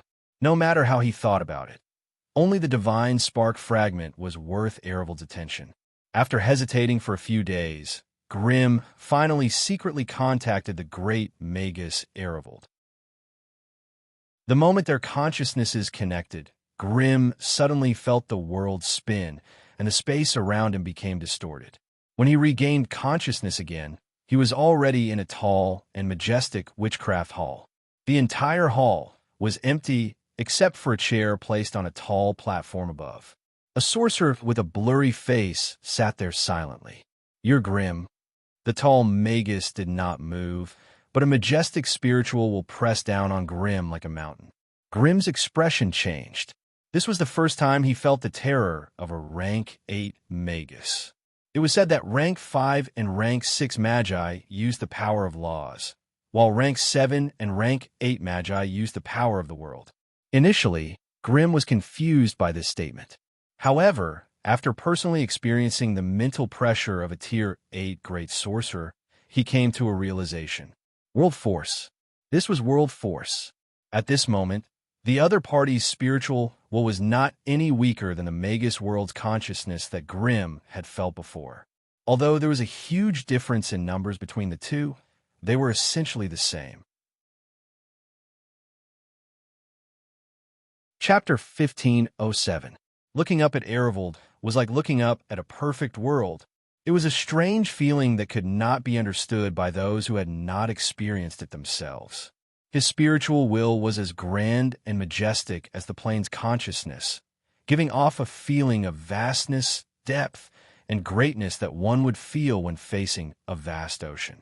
It was as if Grim was no longer facing a person or a lonely life form, but a perfect, self-consistent world with a complete system within its body. Grim bowed his head.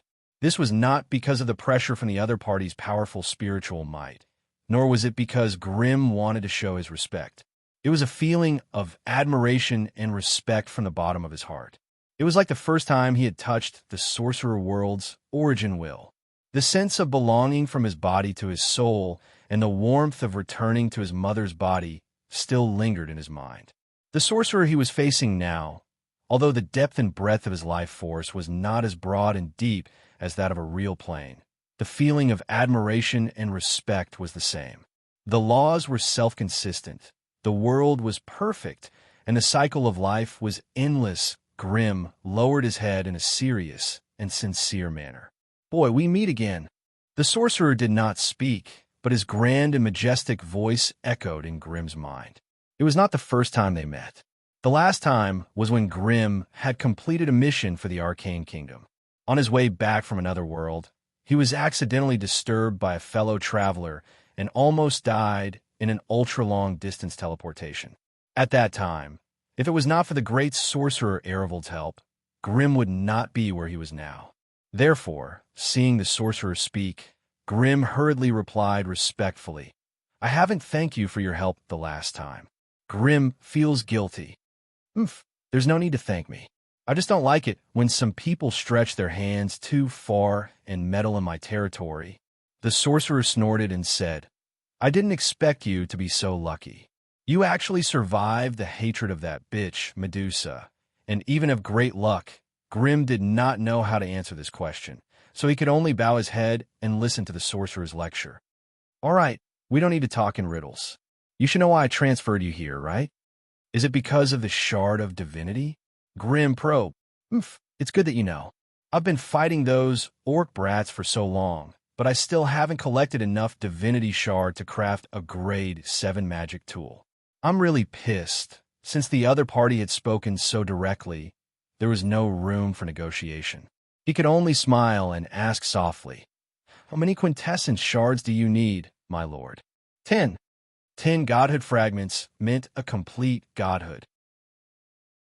Even if such a treasure was thrown to the most stupid and incompetent person in the mortal world, he would still be able to ascend to godhood and become a true god who could live and die with the world. Therefore, the significance of this matter was so great that even with Grim's rationality and decisiveness, he was still hesitant. Little fellow, do you think that I, a great rank 7 sorcerer, would take your treasures for free?" Ironwald seemed to see through Grim's hesitation and laughed coldly. "We Magi uphold the principle of fair trade, so I naturally won't make an exception. Take a look." With a wave of his hand, 3 transparent bubbles with a diameter of 1 meter suddenly appeared in front of Grim. Each bubble had a dazzling item floating in it. "These are some of my treasures. They should be suitable for you. You can pick any one of them and treat it as a trade." Hearing his words, Grimm's heart trembled slightly. The treasures of a great rank 7 magus were treasures that could only be found once in 1,000 years. He immediately rubbed his eyes and scanned them one by one. The first bubble contained a strange metal the size of a fist. Its entire body flickered with a faint purple light, and the aura it emitted was strange and unfathomable. As if he had sensed Grimm's gaze, Ehrenwald opened his mouth. "This is a piece of meteorite divine metal. Don't think that its name is vulgar, but its power is actually quite good.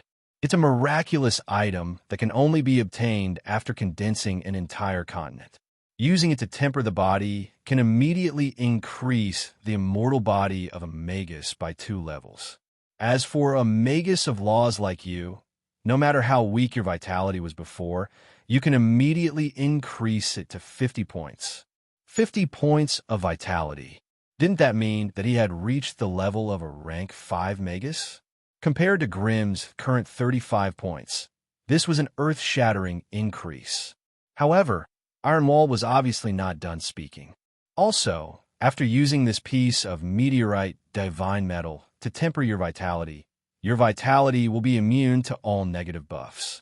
On the battlefield, any curses, buffs, and spells that weaken your vitality will be ineffective against you. Grimm inhaled a breath of cold air. When he looked at the strange metal again, his eyes revealed an unconcealable desire to possess it. Although he was a magus of laws, the most important attribute of his body was his spiritual force. However, he still had the bloodline of an astral beast. If he could crazily increase his vitality, the devil-fish transformation would become a regular method of battle. Grimm's imagination ran wild, but it was unwise to make a hasty decision after just one look. Hence, he used all his willpower to turn his head towards the second bubble. There was a lump of black mucus floating there, writhing and struggling like a strange liquid monster. No matter how the AI chip scanned and saw through it, it could not find any useful information. This meant that the item in front of him was obviously not a high-grade resource that a rank 5 magus could come into contact with. This is a destructive liquid. I extracted it from the main body of an orc god.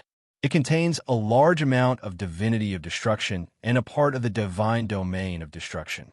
If you're lucky, you can use it to temper your spiritual force, and you might obtain some special abilities related to destruction. Grimm lowered his head and muttered to himself for a long time. According to the fundamental laws of the world of gods, the law of fire belonged to the domain of destruction and was a branch of it. If the AI chip could completely analyze this destructive liquid, it would definitely be able to increase the power of his flames. However, out of curiosity, Grimm forced himself to look at the third bubble. All he saw was a strange flame the size of a fingernail floating inside. As the flame burned, its color changed and the attribute of its power was revealed. This is the primordial fire seed, a special type of fire of laws. It contains all the basic laws of fire needed to create a world of flames. This is a must-have item for fire wizards of laws to climb higher, Ehrenwald said calmly. I'll take it. Grimm made his decision without hesitation. As a fire magus and a magus of laws, he naturally had to take this top-grade resource that could directly affect his growth in the future. As for the first 2 items, they were forcefully expelled from Grimm's mind. The world was so big, and there were all sorts of rare treasures. As long as he could grow stronger, he could travel thousands of mountains and rivers, traverse the multiverse, and find all sorts of treasures. Biting off more than one could chew. It was better for him to put more effort into his innate fire talent, which would benefit his future growth. As though he wasn't surprised by Grimm's decision, Ehrenwald waved his hand and kept the other 2 bubbles. Then, he let the bubble wrap around the first tinder and slowly flew towards Grimm. However, the primordial fire seed was still wrapped in the bubble. Grimm understood and gritted his teeth as he took out a sparkling and translucent divinity from his bosom, pushing it towards Ehrenwald. The latter waved his hand, and the divinity slowly flew into his palm.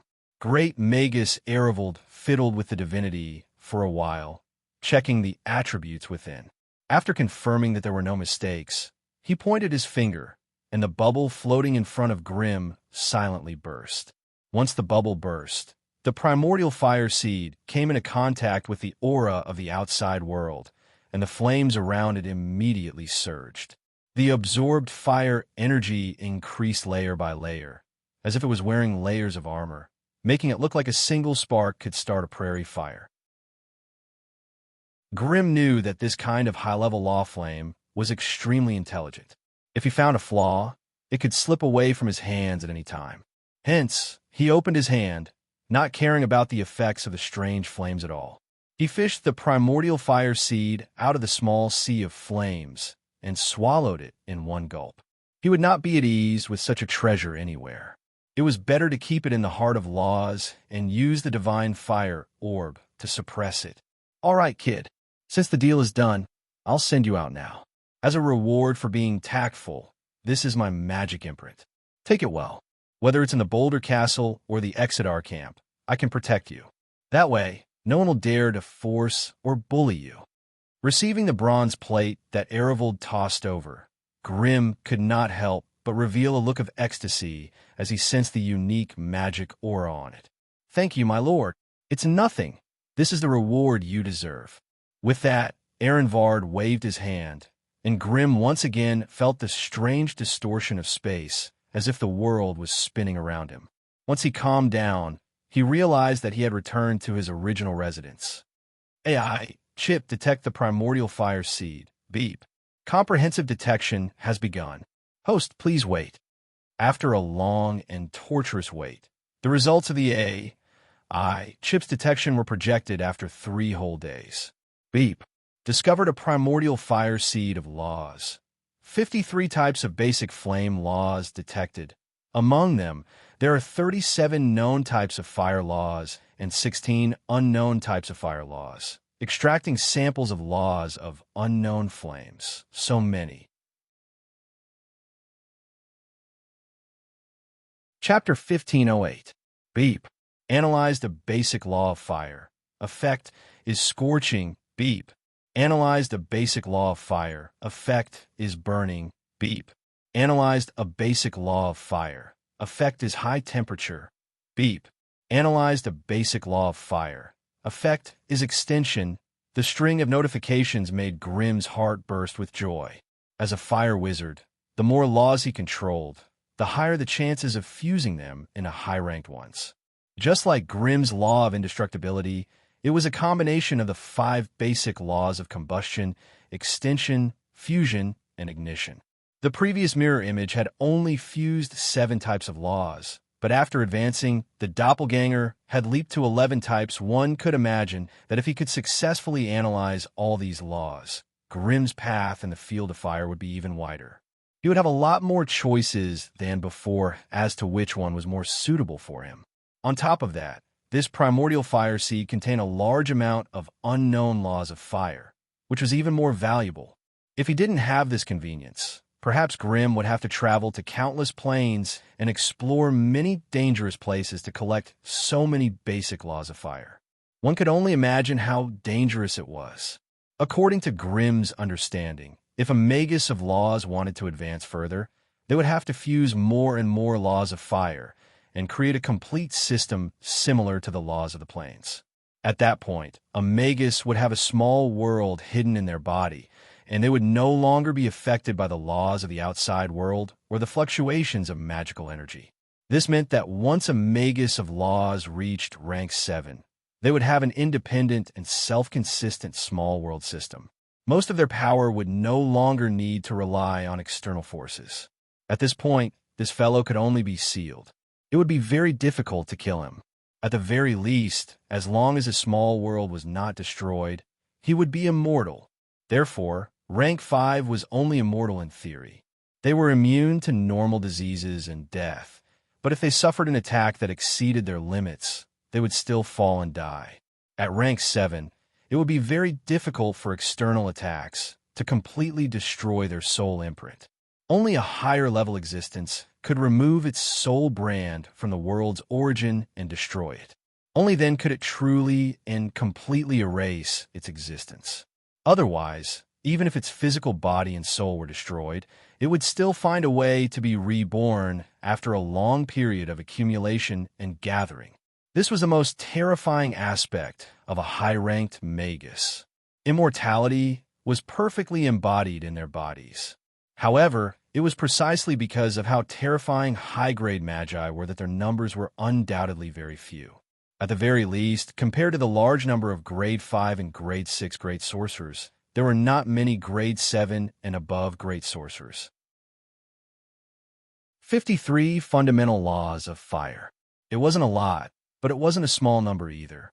However, it was enough for Grimm to condense them into a miniature version of the small world of fire. However, Grimm was only at Tier 5, and his mental strength was clearly not enough to support the formation of a small world of fire.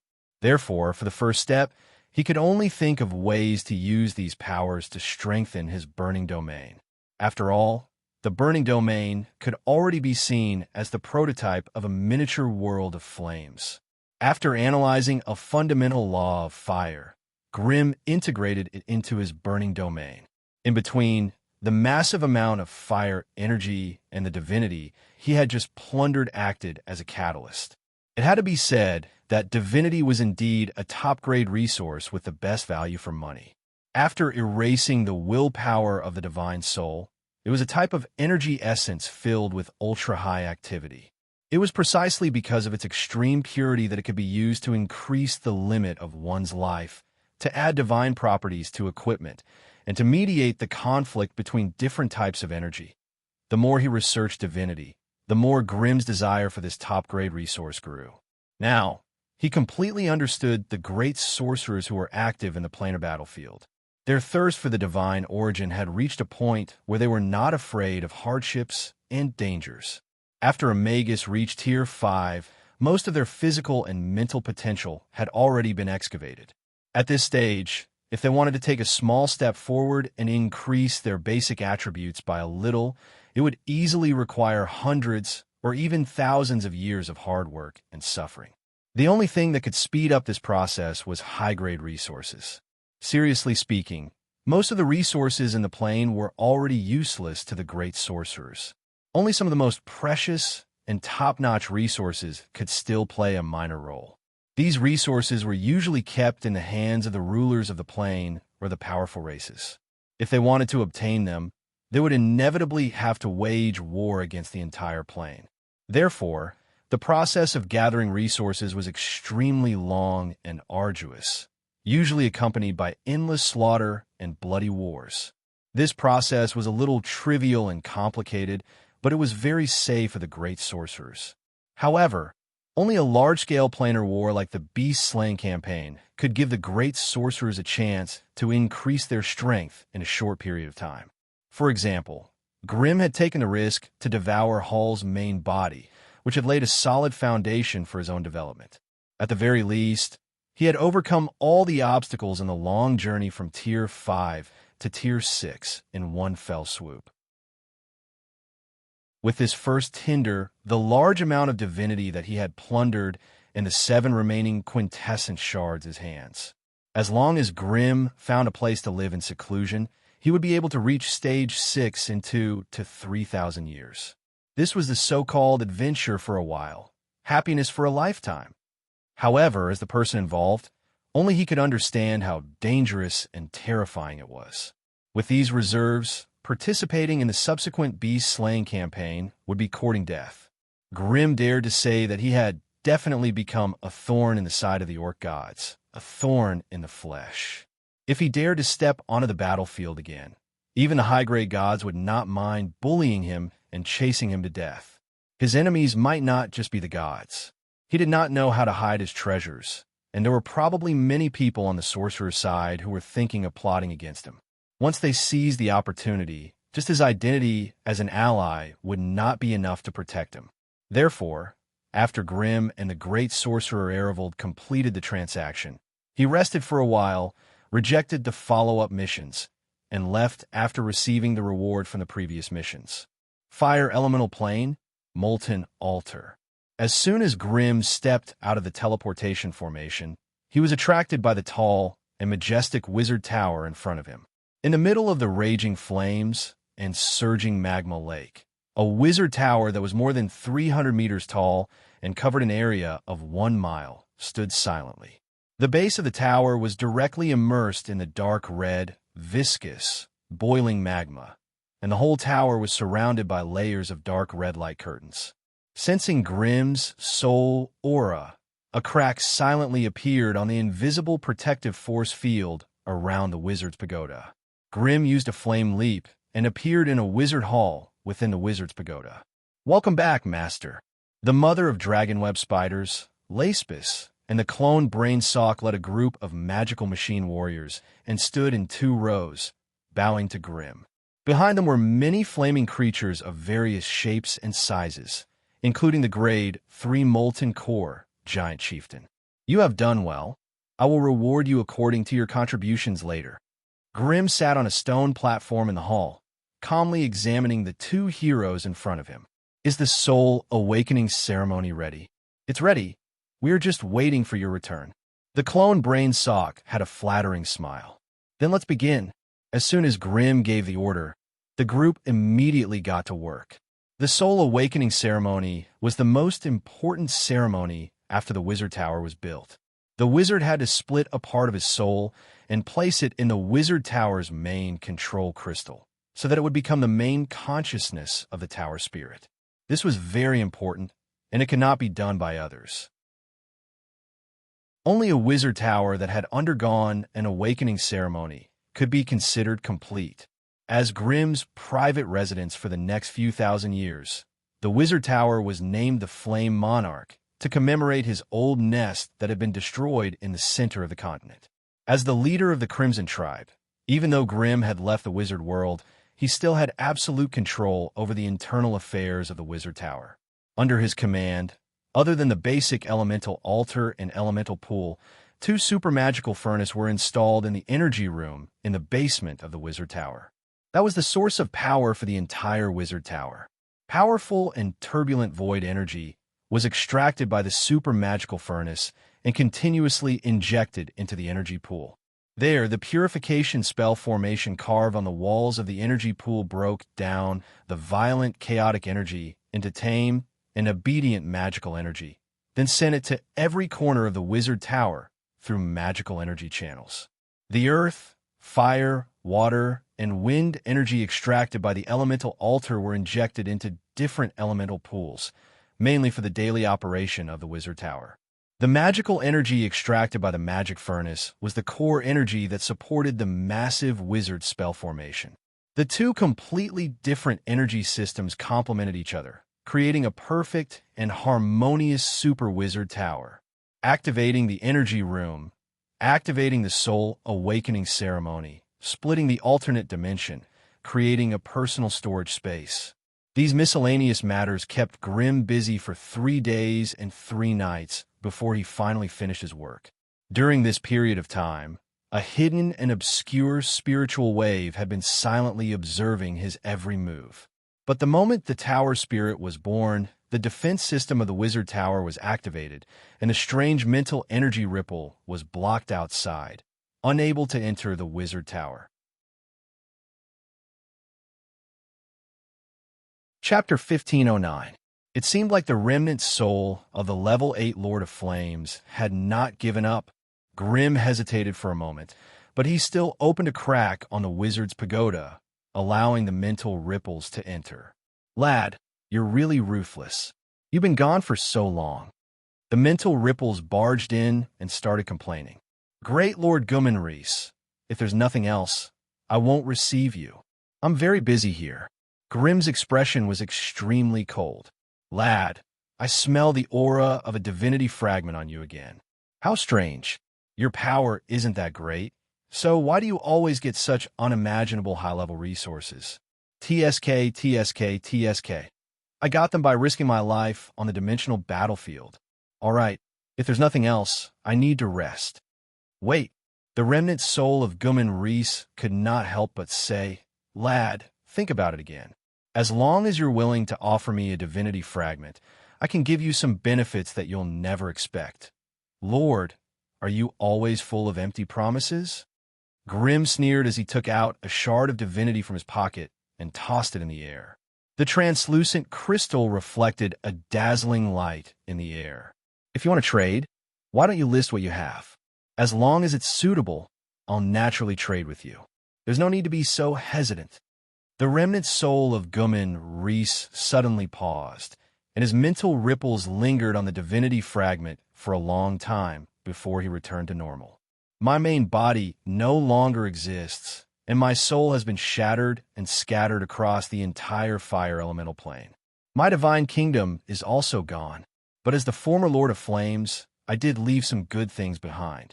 Those things, just the divinity fragment in your hands is.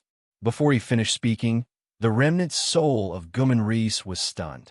He saw Grim take out a second divinity fragment, and his mental consciousness wavered slightly.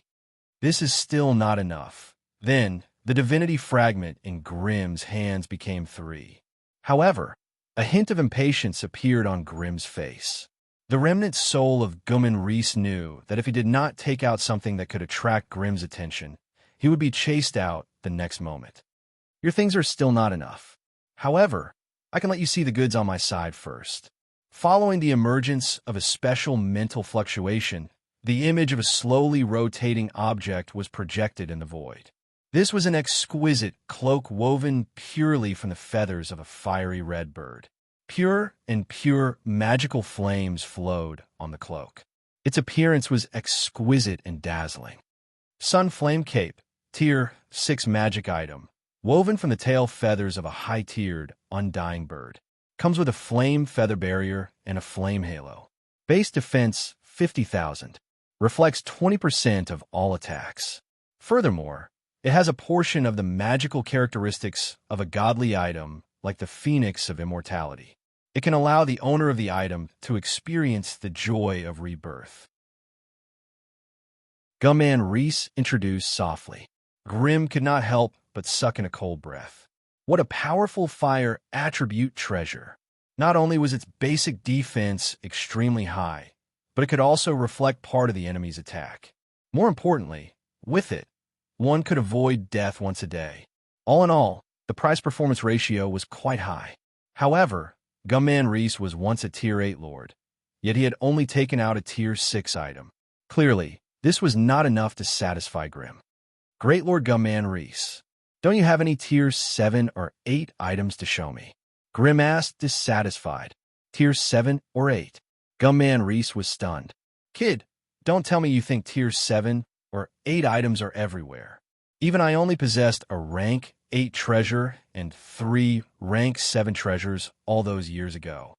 Then take it out and let us see, Grim urged. To be honest, Grim had never seen anything above grade 6 before. But most of those items were destroyed in the final battle. Even if there were some that survived, the Flame Monarchs had already divided them among themselves. How could they have survived? So this flaming sun cloak of yours was also a lie. No, I didn't. Instead, a small part of my shattered divine kingdom turned into a super small demi-plane, and it barely survived. That's why I have some stock. That's good, then. How are you going to trade? I'll give you the 3 divinity fragments, and you'll give me the Sunflame Cape? We might need to negotiate. Gummin Reese's remnant soul suddenly shivered, as if he could not bring himself to talk about this topic. What do you mean? There's still an ancient red dragon that survived in the fragment of my divine kingdom, and it's currently occupying that demi-plane. So, if you want that cloak, probably, you'll have to get past the ancient red dragon. Ancient red dragon? What level? Grim was shocked when he heard this. Level 7. Goodbye. Grim blocked the mental ripples of Gummin Reese's remnant soul without hesitation, and he closed the outer defenses of the wizard's pagoda. A level 7 ancient red dragon was guarding there. F*CK. If he went, he would just be sending himself to the dragon's death. As for why there was a level 7 ancient red dragon in Gummin Reese's divine kingdom, it was not strange. As someone who wanted to become a god, it was inevitable for him to gather a few high-level fighters. That ancient red dragon was most likely his dragon pet. However, Gumman Reese was level 8, while the ancient red dragon was level 7. There was a great disparity in their statuses, and this was why the dragon was so submissive and respectful. Now, their statuses were reversed, and Gumman Reese was only left with a wisp of his remnant soul. How could he enslave and control a level 7 ancient red dragon? Thus, losing control of dragon pet was something that could be easily imagined. Gumman Reese's remnant soul that was blocked was still persistently trying to communicate with Grim, but Grim ignored it. This wisp of remnant soul definitely had many good things in its hands, and it would not take them out unless it was forced to the brink of death. Thus, Grim had to slowly torture Gumman Reese's remnant soul like how he tormented an eagle. Anyway, Grim had a lot of time, and he did not mind spending several hundred years to play with it slowly. After kicking Gumman Reese away, Grim went straight to the magical prison within the wizard's pagoda. There was a prisoner that he was very interested in locked up here.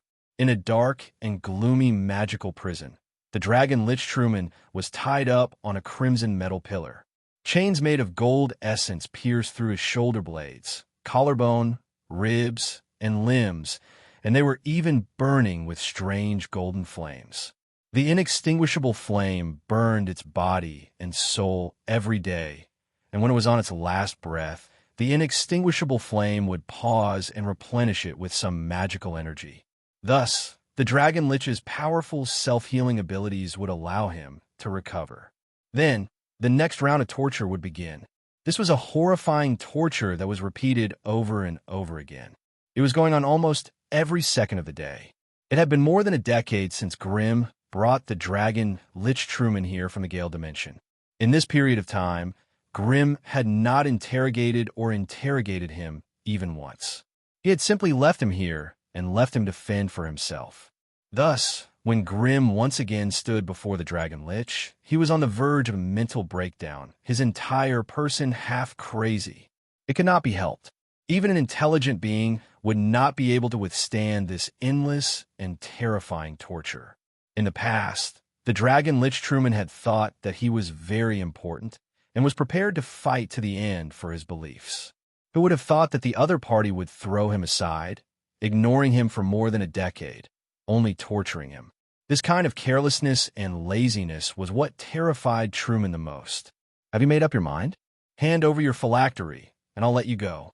I'll even give you a considerable amount of freedom. If you dare to refuse, I'll come back to see you after 100 years. Grim asked nonchalantly, looking as if he would turn around and leave if he dared to refuse. Truman could not take it anymore.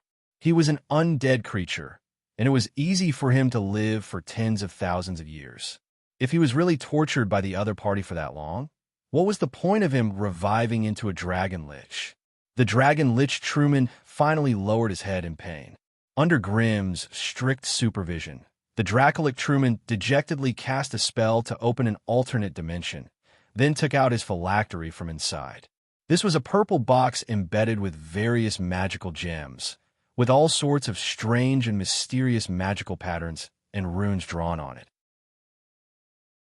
Even through the transparent barrier formed by layers of stacked magic force fields and magic barriers, Linley could still sense the faint and rhythmic soul aura inside.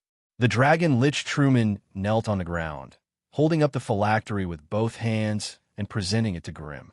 Grim took it and scanned it with the AI chip, confirming its authenticity before carefully putting it away. He then gathered a thread of red light on his fingertip and wrote a flame rune on Truman's forehead. He nodded in satisfaction as he watched the rune slowly etch into Truman's flesh. With the Lich's phylactery as a hostage, and with the flame brand, Grim was finally at ease with the Dragon Lich. This wizard's pagoda is in the fire elemental plane, and it's not suitable for you to live in for a long time. That's why I've arranged another place for you. I'll send you to the wizard world later, and you'll go there to help Mary take control of the Crimson family and the Horton Academy. Also, bring these items to Mary on the way, and tell her that they're gifts from me. Saying this, Grim waved his hand, and a few items floated in front of the dragon Lich Truman. A divinity fragment, 10 points of divinity, 1,000 divine force crystals, a level 6 divine bow, ancient guardian Littlelore, a level 5 divine weapon, boots of evasion, and a level 5 death strike bracer. Looking at the top-notch treasures and resources before him, the dragon Lich Truman licked his lips greedily. This was the first time he felt the extravagance of this unfamiliar master. F***CK. Is this something a level 5 human wizard should have? If you were willing to give me any of these items, I would have surrendered long ago. Chapter 1510. Wizard World, Central Continent. The Crimson Wings. On the 63rd level of the Crimson family's origin wizard tower, Mary brought Meryl and a few other higher-ups to meet the envoy from the foreign dimension. This was a rare Dracolic. It was at the pinnacle of Grade 4, and, even in the sorcerer world, it could be considered one of the strongest forces there was. If other Type 4 powerhouses were alone, they might not be that scary. However, to a Tier 4 Lich, its existence was equivalent to a powerful and ferocious undead army. The Lich could easily take control of such a powerful force by itself. Other experts might not be able to form an army by themselves, but a Lich could. Furthermore, this was not an ordinary Lich, but a noble among Liches, a Dragon Lich. Hence, even if it did not use the name of the leader, its identity alone was enough for the Crimson family to treat it with great importance. The moment the mysterious Dracolic saw Mary, he hurriedly bowed to her. "Greetings, mistress." Mistress? The higher-ups looked at each other, then came to a realization. It looked like this was a subordinate that Lord Grimm had recruited from the foreign dimension. "You?" Mary was stunned. "You're Grimm's subordinate?" "Yes, mistress." The dragon Lich Truman smiled. "My name is Truman, and I've just joined Lord Grimm. I'm here on orders from Lord Grimm to serve mistress." "Oh, where's Grimm now?" "He hasn't contacted us for a long time."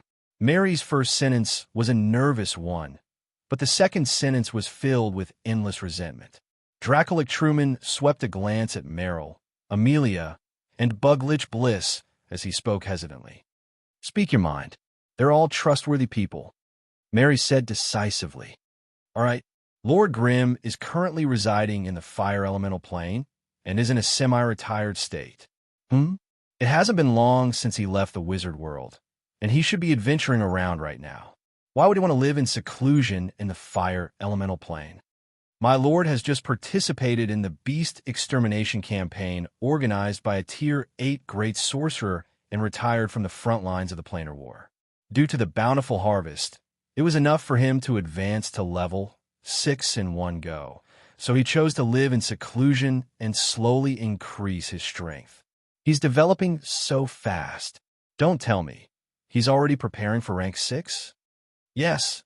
The Lord himself said that there are no more obstacles on his path to Tier 6.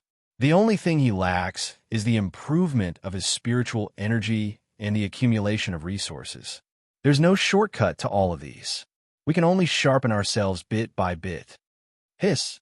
This fellow was progressing faster and faster. Could it be that even I could not keep up with his pace? Mary pondered silently. Her face was full of depression and struggle. The three people who were listening at the side were even more shocked. They stared at each other and didn't know what expression they should have or how they should react. Lord Patriarch's pace of advancement was too fast. It was so fast that no one could even think of chasing after it. Furthermore, what was the limit of his development? It couldn't be that he would just rush all the way to the end and become one of the many great existences, right? Though they were thinking this way because they were flattering their own people deep down in their hearts, they had already decided that their Lord Patriarch would definitely become a great existence that stood high above the masses. However, with their aptitude and abilities, they could only accompany their Lord Patriarch for a short period of a few hundred years. By the time their Lord Patriarch's name spread throughout the multiverse, they would have passed away a long time ago. If they did not work hard to advance, forget about accompanying him, they might not even have the right to cheer him from afar. The dragon lich did not know that its simple words had stirred up a huge wave in the hearts of the few of them. For a moment, everyone was at a loss. The dragon lich did not understand the complicated thoughts of the people in front of it, and continued, "My lord sent me here to bring you some things in hopes that they can help you pass the threshold of level 5 as soon as possible. Oh, what do you have? Take it out and let me see." Mary did not mind it too much. After all, the divinity and divine force crystals had caused quite a stir in the central continent previously. Even now, she was still a little annoyed and had to constantly chase away those bastards who always wanted to trade away a portion of their divinity. The Dracolic Truman sighed and lifted his hand to release a series of treasures from his storage ring. The entire Sorcerer Hall was instantly illuminated by all sorts of dazzling colors, and it was difficult to open one's eyes. A crystal-clear, mysterious crystal that shone with a colorful radiance floated in the air, spinning slowly. For some reason, Meryl and the rest could not look away once their gazes landed on it.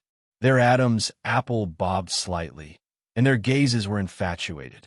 They could not help but stretch out their hands, and could not wait to grab it and make it their own. However, it was a pity that their hands were blocked by an invisible force. Following that, a chilly spiritual wave was transmitted, and they woke up one after another. Mary sat high above, staring at the crystal excitedly. The expression on her face was complicated and ever-changing.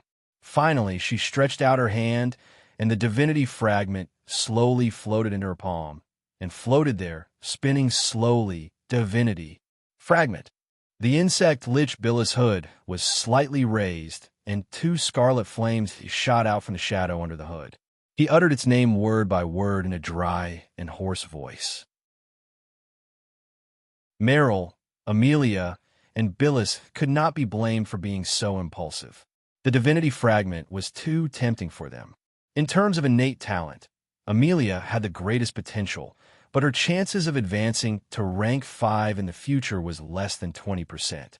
Under such circumstances, a top-grade resource like the divinity fragment was undoubtedly the greatest help to them. Being able to advance to rank 5 meant a long lifespan of tens of thousands of years and an unparalleled status. Both of these were extremely attractive to a sorcerer who was struggling and suffering at the threshold of rank 5. Mary gently closed her right hand and held the divinity fragment in her palm. She could clearly feel the pure aura of laws circulating within it. It was a strange feeling of being constantly coupled with the plane system. Holding the divinity fragment, Mary seemed to be able to feel the pulse of all things in the world. She could also vaguely sense the vast and mysterious will that permeated the world. Strands of nomological power connected the divine spark fragment to this world, allowing Mary to have a preliminary understanding of the existence of the nomological system. Mary gripped the divinity fragment tightly, her mind fluctuating. Others might not know the real meaning behind Grimm's gift, but Mary knew it very well. Grimm had given Mary a new option. Mary was a bloodline magus, and while vampires developed quickly in the early stages, they would run out of steam once they reached rank 4. According to Mary's understanding, there were not many vampires in the entire multiverse who could cross the threshold and advance to rank 5. Only the Abyss Realm had heard of some blood-sucking creatures and demons that surpassed rank 5. If this news was true, it meant that the bloodline shackles of vampire magi would end at rank 4. If they wanted to advance any further, they would inevitably be shackled by the bloodline shackles. That was why Grimm had sent this divinity fragment as a precaution. If the path of bloodline magi really could not be taken, then Mary had a new path to choose, and that was to ascend to godhood. In the process of a magus growth, many high-grade magi who had lost their path would try to ascend to godhood if they did not want to die in silence. They would look for a small secondary plane, spread their faith, and spend hundreds of years cultivating believers. Then, they would gather the power of faith of the plane and ascend to godhood. However, such sorcerers were regarded as crooked and were not accepted by the mainstream sorcerers. Therefore, they were secretive and rarely kept in touch with their former sorcerer companions. As the source of all vampire magi's bloodline, Mary was naturally worshipped and worshipped by them. If Mary really wanted to ascend to godhood, it would undoubtedly be much easier for her than other magi. After thinking for a long time, Mary put away the divinity fragment and turned to look at the other items. 10 dazzling balls of divinity. Divinity, it was actually divinity, and there were 10 of them at once. As for the 1,000 divine crystals that followed, it was no longer surprising. Just when Mary thought there was nothing else that could shock her like the quintessence shard, her eyes fell on the strange bow that was glowing in rainbow light. Although she didn't know its name or its rank, Mary couldn't take her eyes off it the moment her gaze landed on it. A grade 6 divine bow, grade 5 divine boots, grade 5 powerful bracers. Every item in front of her seemed so precious that she could not bear to let it go. Mary took them into her hands and carefully played with them for a long time before putting them away one by one. Only when the dazzling lights in the sky disappeared did Meryl and the others let out a long sigh of relief. They could breathe normally again. What was wrong with their master? Why did so many top-grade treasures related to gods suddenly appear out of nowhere? Could it be that their master had robbed a true god? No matter how crazily they guessed, they would never have thought that their master was even crazier than they thought. Not only did he rob a true god, he actually swallowed one alive. Mary naturally knew that the value of the treasures in front of her could not be measured by the value system of the plane. Thus, she carefully reminded Meryl and the others that they could not let the information about these treasures leak out. Otherwise, it would bring unpredictable danger to the family. The Dragon Lich Truman officially joined the Crimson family and immediately became the family's third core force after Mary and Alice.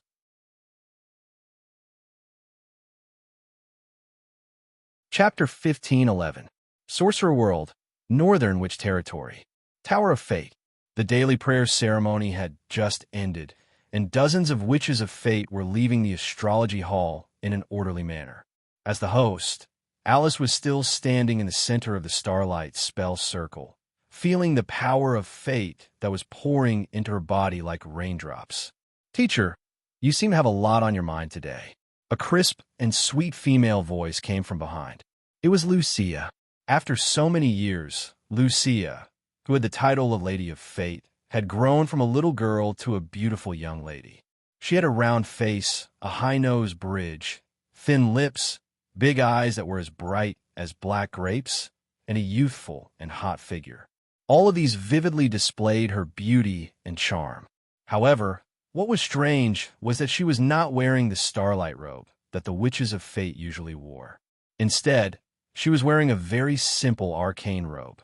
However, in order to show her identity as an astrologer, she drew magic patterns that represented the sun, the moon, and the stars on the corners of the arcane robe. Alice sighed and turned around. She looked at Lucia from head to toe and said quietly, "So, you still want to be an arcanist?" "Yes," Lucia said softly, but the determination in her eyes was obvious. "I firmly believe that only arcana that is painstakingly studied can represent the truth of the world. However, the power of fate that we pray for day and night is always given to us by outsiders. Power is power. Is there a difference?" Alice's eyes were filled with unconcealable love and admiration. "Yes, fate can give us power, but it can also take it away. When fate no longer favors us, we will have nothing and become real waste. But arcana is different. No one can take away the arcana that we have studied. No one." Alice sighed again. She reached out her hand and gently stroked Lucia's silky hair. She was distressed and said, "Little girl, you have to know that if you always have this kind of idea, you will never be able to reach level 4. Fate needs wholeheartedness, not half-heartedness." "I know, but I'd rather believe in my own power." Although Lucia was young, she was already a grade 3 arcanist and a grade 3 astrologer. Arcanists require their followers to open their eyes, embrace the truth of the world, and abandon all irrational and non-intellectual content. Astrologers required their followers to close their eyes, devoutly throw themselves into the embrace of destiny and follow the guidance of destiny wholeheartedly. In essence, these two professions were diametrically opposed. It could even be said that they were as incompatible as fire and water. But what was surprising was that they actually fused perfectly in Lucia's body. "What plans do you have for your future?" Alice asked curiously. "I'm going to work hard to improve myself and then go to the Abyss realm," Lucia said through clenched teeth. Why would he go to the Abyss realm? That place is filled with evil and ugly demonic creatures. They won't welcome a beauty like you.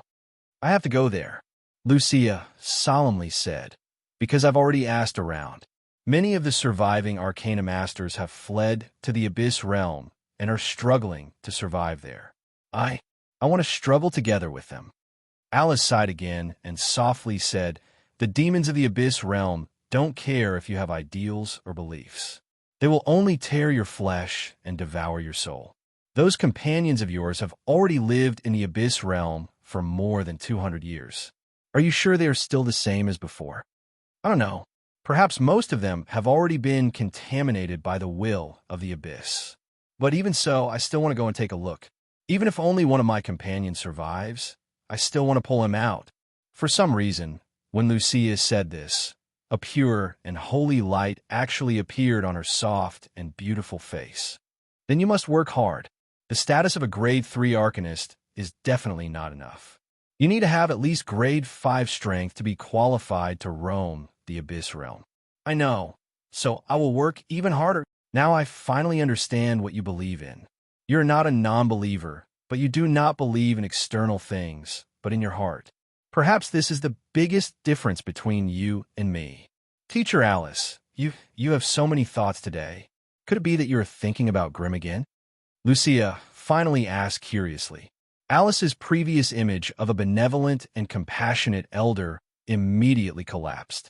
She rolled her eyes at Lucia and said bitterly, "If you don't want to become a witch of destiny, then don't call me teacher anymore. Just call me sister." "Then, Sister Alice, were you thinking about Lord Grimm just now?" Lucia obviously did not want to let this matter go and continued to ask with a smile. "Ahem." Alice sighed and hugged Lucia in her arms, faintly saying, "I'm not thinking about him. I'm worried about him."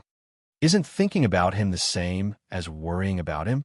Lucia's head popped out of Alice's arms and asked in surprise, "Besides, I heard that Grimm is doing quite well.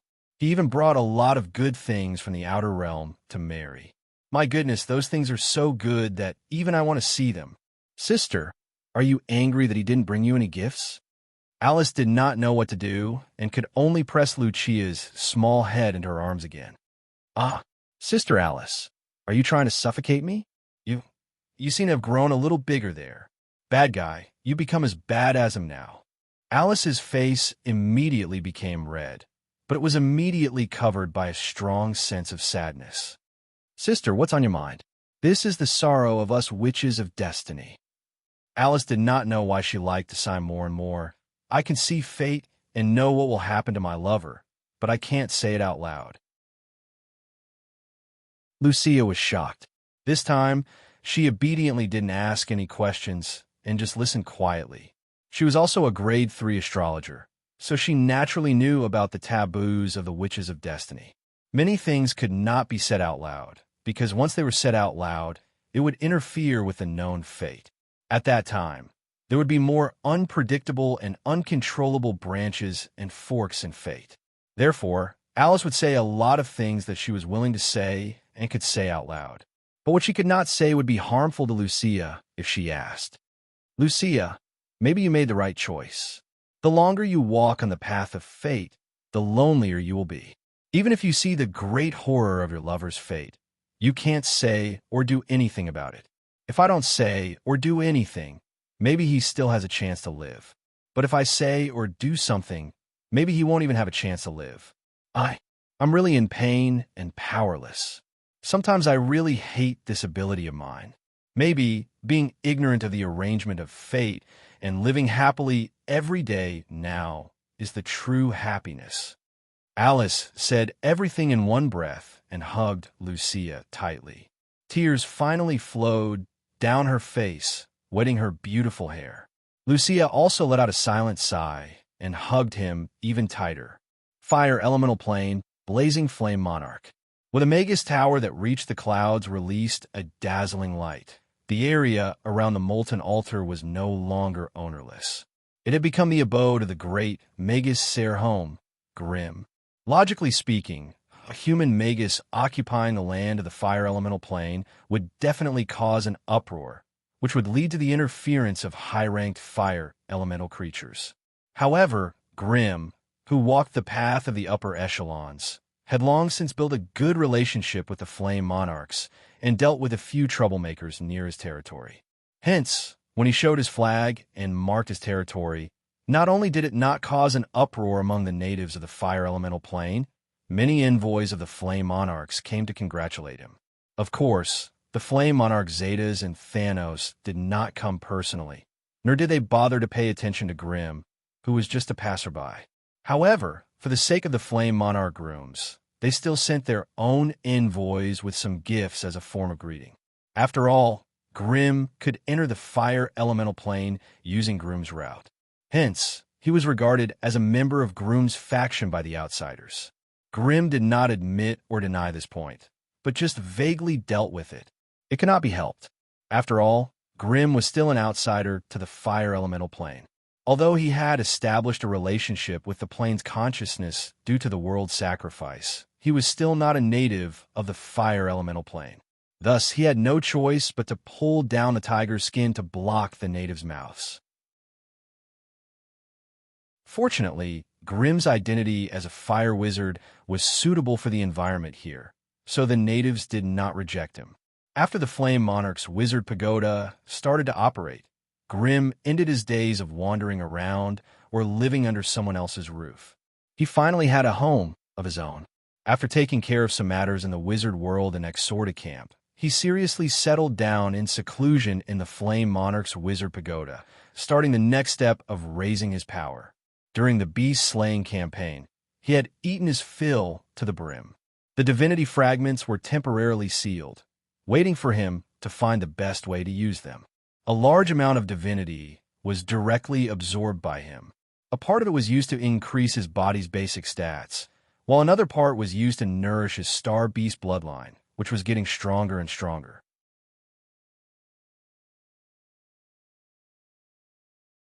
Chapter 15:12. Fire Elemental Plane, Blazing Flame Monarch.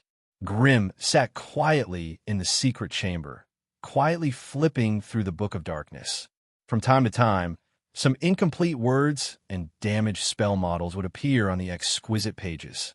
Every time this happened, Grim's eyes would flash with a blue light, and he would forcefully memorize it and store it in the AI chip's database.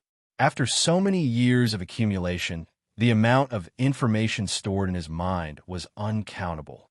If not for the AI chip silently organizing and summarizing everything, it would have been difficult for him to find treasures and high-grade knowledge from the tens of thousands of broken pieces of information. However, just as he was tirelessly sacrificing his spiritual energy to exchange for the scattered knowledge in the Book of Darkness, a familiar ripple of spiritual energy lightly touched the wizard's pagoda's defenses. It was persistent and resolute, filled with the feeling that it would not stop until it reached its goal. Grim sighed and finally opened up a gap in the defenses. The aura of Gummin Reese's remnant soul spread in once more. "Hey kid, I've thought of something good. Think, Lord Gummin Reese, you've already thought of 5 or 6 good things. But if it's not in some dangerous place or a damaged plane, and if it's not a red dragon or a divine abomination, I can easily get my hands on any of them." At this point, Grim could not help but let out a cold grunt.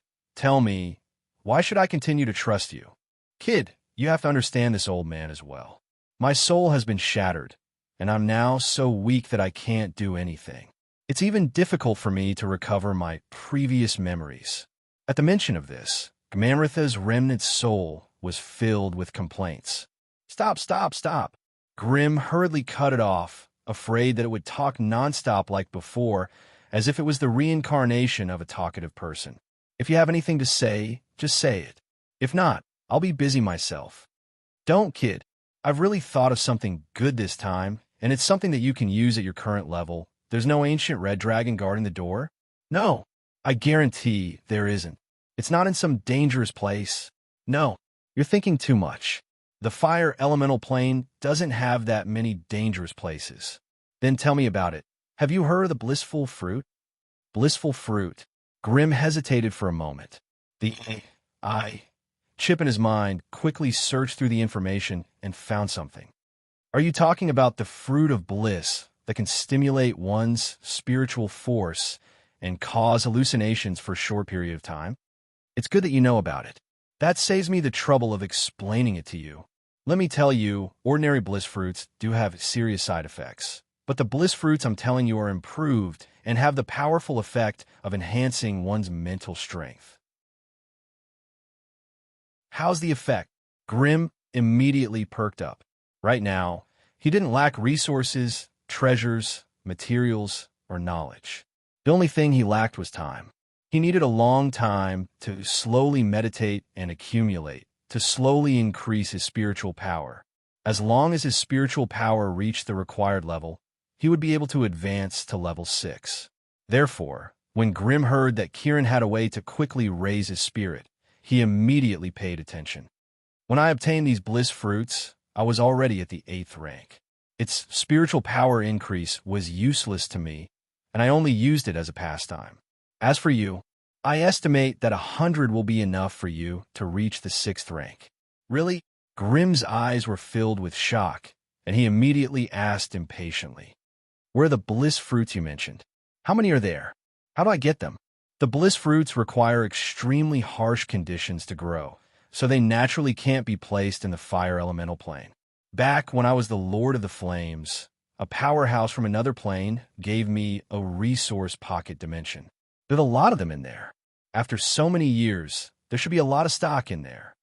However, Gilman Lys Remnant's soul suddenly turned and said, "Kid, as long as you offer me a shard of divinity, I'll have the energy to open the resource pocket dimension and take out the bliss fruits. How about this? You'll be fine. I'll be fine, and everyone will be fine. You mean that if I offer up a shard of divinity, you won't be able to give me anything?" Grim hesitated, a dangerous glint flashing in his eyes. "Kid, there's a price to pay for everything. If you want the bliss fruits, you'll have to take a certain amount of risk. Moreover, I'm just a remnant soul, and if I want to recover, I'll need much more energy than you can imagine. A shard of divinity is far from enough. Do you think I'll spend so much effort just to cheat you of a shard of divinity? It's not that I want to build a good relationship with you, but you want to get the level 6 bliss fruits with a mere shard of divinity? Oomph." Hearing the other party's bluff, Grim could not help but be tempted. If it was another wizard with only 1 or 2 shards of divinity, they would not dare to try it even if they were beaten to death. They would definitely not act without a reward, and they would insist on exchanging the goods at the same time. However, Grim still had 6 shards of divinity with him. With such an ample purse, he had the confidence to give it a try. After hesitating for a long time, Grim finally offered up a shard of divinity on the altar in the wizard's pagoda. Previously, he had chosen the consciousness of the fire elemental plane, and this time, he had chosen the remnant soul of Gilman Lys. As the world altar swallowed the shard of divinity, the remnant soul that was hiding in an unknown place suddenly raised its neck and let out a long cry that would make one's imagination run wild. "Stop shouting and quickly give me the item," Grim urged impatiently. "What's the hurry? I'll get it to you right away." As a strange light and shadow fluctuated above the altar, a crack inexplicably appeared in the void, revealing a miniature resource secret realm. It was separated by an illusory screen of light, and it was difficult to see what was inside. However, just as Grim was bewildered, a small opening appeared in the screen of light, and a group of white specks of light poured out like raindrops. They landed on the altar and formed a small hill. Soon after, the screen of light closed, and the void returned to normal. Everything disappeared without a trace. Grim silently observed the void, and it was the first time he experienced the wonders of the void secret realm. After a long while, he lowered his head and observed the items he had traded. They were white, translucent berries that were the size of a fist. They had thin skin and no seeds, and milky white flesh flowed within. The moment they appeared, the entire area was filled with a strange fragrance that refreshed the mind. Raising his nose to take a whiff, it was indeed refreshing. "Kid, these are the fruits of bliss that you deserve." Where even now, Gyeomin-Lis remnant soul gave him a simple explanation before swaggering off. Grim scanned them, and the AI chip quickly came up with an accurate number. 20. Gyeomin-Lis seemed to have said that eating 100 would allow him to advance to rank 6. There were only 20 before him, and it was obvious that Gyeomin-Lis was targeting his weakness. He wanted to use these fruits to swindle away all the shards in his possession. Such thoughts were obvious, but Grim did not mind. To be honest, if he could use 5 shards to advance to rank 6 in a short period of time, it was a worthwhile trade. Since Gyeomin-Lis was so concerned about the shards, could they be of great help to his remnant soul? Filled with endless daydreams, Grim put away the fruits of bliss and returned to his residence. In a secret room, Grim impatiently pierced a fruit of bliss with his dagger and extracted the strange, milky, white flesh from within. He would not completely trust that elusive remnant soul, and he would have to test it himself to see if it was effective. In any case, with the AI chip, he would definitely be able to detect the effects of the fruit. With the aid of an intricate alchemy laboratory and detection spell formation, Grim quickly came up with an answer that made him extremely excited. It was effective. It was really effective. Gyeomin-Lis remnant's soul had not lied. The fruit of bliss did indeed have the strange effect of stimulating the spiritual space, causing one's spiritual force to increase explosively. However, its powerful hallucinogenic effects were also very serious. Even with Grim's mental fortitude, it would probably take him more than a month to get rid of the hallucinogenic effects of the pill. From this, it could be deduced that Gyeomin-Lis had used these fruits as a hallucinogen back then. With the powerful spiritual force of high-rank creatures, as well as the strict control they had over their own spiritual force, it was almost impossible for them to dream. Hence, if he wanted to indulge himself, he could only rely on the powerful hallucinogenic poison fruit. After discovering that there were no problems with the fruit of bliss and that it was as effective as the remnant soul had said, Grim did not hesitate and immediately swallowed one. It had to be said that the might of a rank 6 hallucinogenic poison fruit was indeed shocking. Once it entered his stomach, Grim was immediately dragged into an illusory and realistic illusion by the terrifying effects. This terrifying effect lasted for 2 days before Grim was able to break free from the illusion with the AI chip stimulation and guidance. However, if the effects were to act up a second time, Grim would probably be trapped for a longer period of time. In order to resist the hallucinogenic effects, Grim swallowed many potions that increased his spiritual resistance in one go. Only then did he rely on his own efforts to slowly expel the negative effects from the fruit of bliss. It took Grim a month and a half to expel the harmful effects from the first fruit of bliss. In this arduous and long struggle against the hallucinogenic effects, Grim's spiritual force had increased by leaps and bounds. 53 points.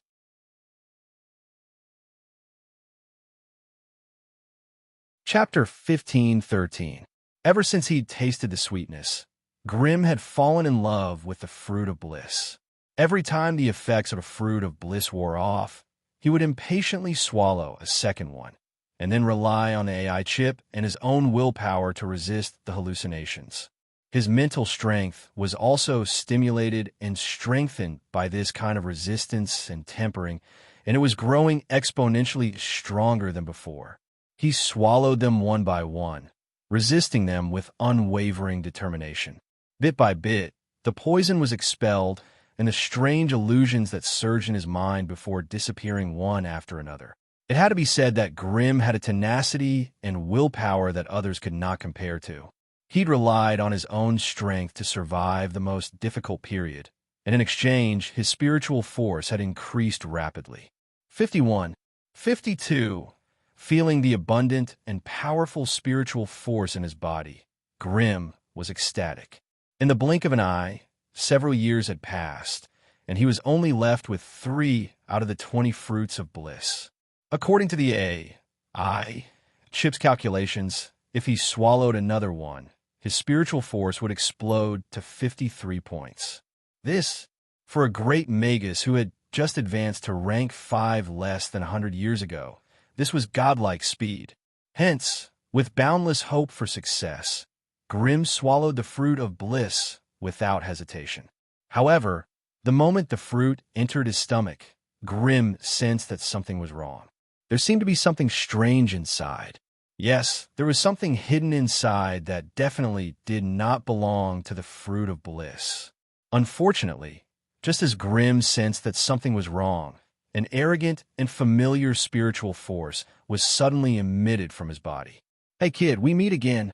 Gummin Leith's remnant soul. It had actually hidden within the fruit of bliss, evading the AI, Chip, and the spell formation's scanning and detection, and had now infiltrated his body. "Hee, you reckless brat. Since you know that I'm anxiously waiting to be revived, you still dare to come to me personally. Hee, if I don't devour you, I'll be ashamed of my name." Good. Gummin Leith, you're quite crafty. You actually knew how to create a diversion, using the divine spark fragment to divert my attention. So your real goal was the fruit of bliss. Grimm shouted at the top of his lungs. In his mind, the AI, Chip's warning beeps sounded out, projecting a blood-red alert. Warning, host body is losing control. A terrifying soul force is invading host body. Host body's mental defenses are unable to withstand this level of invasion. Beep. Host has lost control of 6% of its body.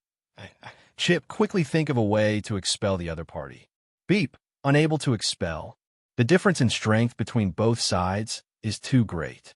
Host's mental power is insufficient to resist the invasion. Current resistance will disappear in 31 seconds. Where's the Book of Darkness? Where is the divine fire bead? Bring them all out and use the divine artifacts to block it. Beep.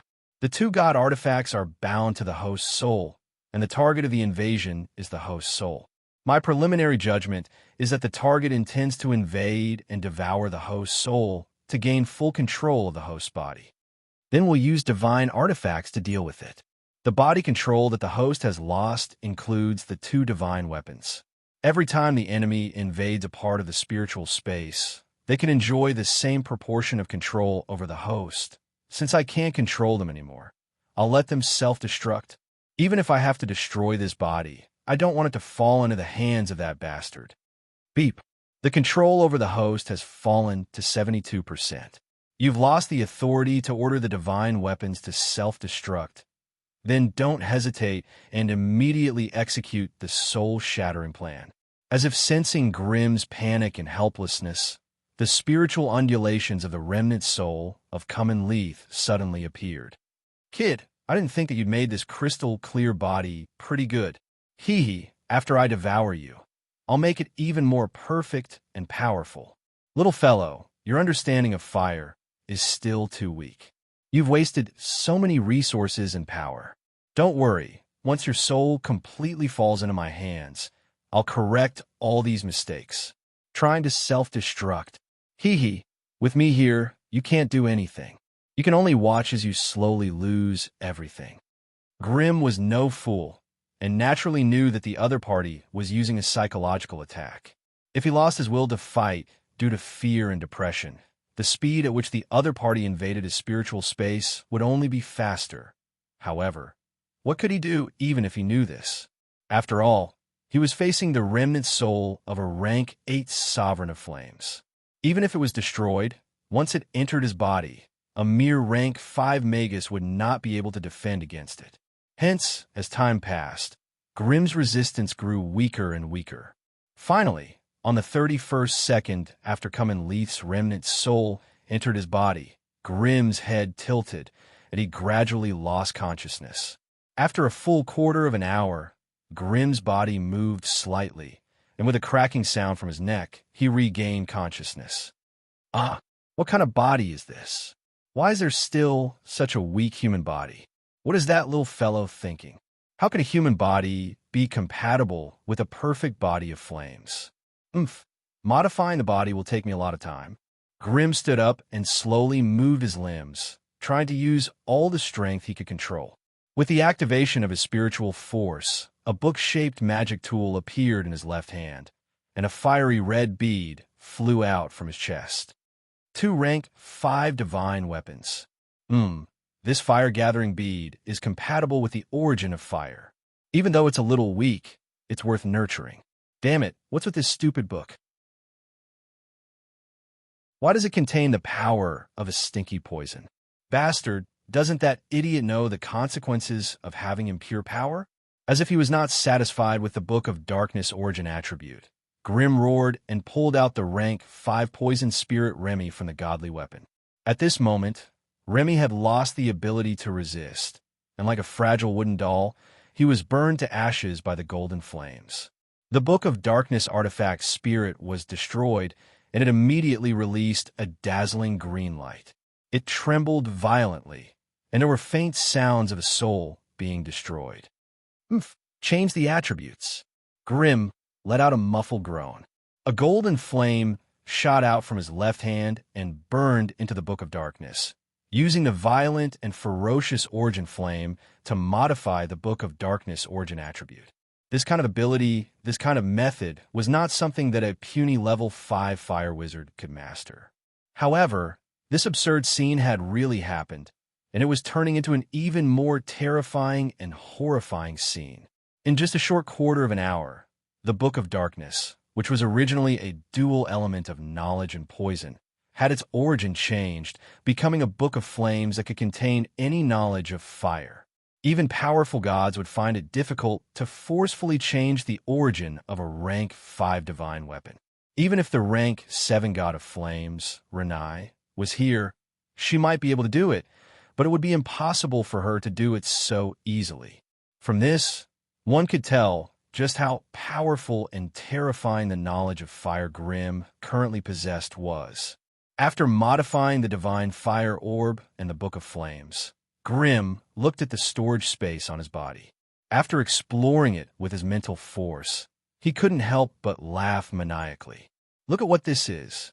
5 shards of divinity, numerous divinity and divine crystals, and all sorts of resources and high-grade items. If he was a rank 8 Lord of Flames, he wouldn't even be interested in these things. But now that he had just been revived, he could only forcefully inherit the body and equipment of this little fire wizard. Thus, having such a collection was already considered extravagant for a rank 5 fire wizard. Grimm was once again very satisfied with his choice of prey. The little fellow's soul had not been completely destroyed. He didn't know what strange method he had used, but his soul had exploded into countless fragments that were hidden in various parts of his body. What made him even more surprised was that this body seemed to have an independent mechanical soul that was silently protecting the remnant souls. This method could only prolong his life for a period of time. When Guman Reith's remnant soul completely controlled this body, he would summon his soul from various parts of the fire elemental dimension.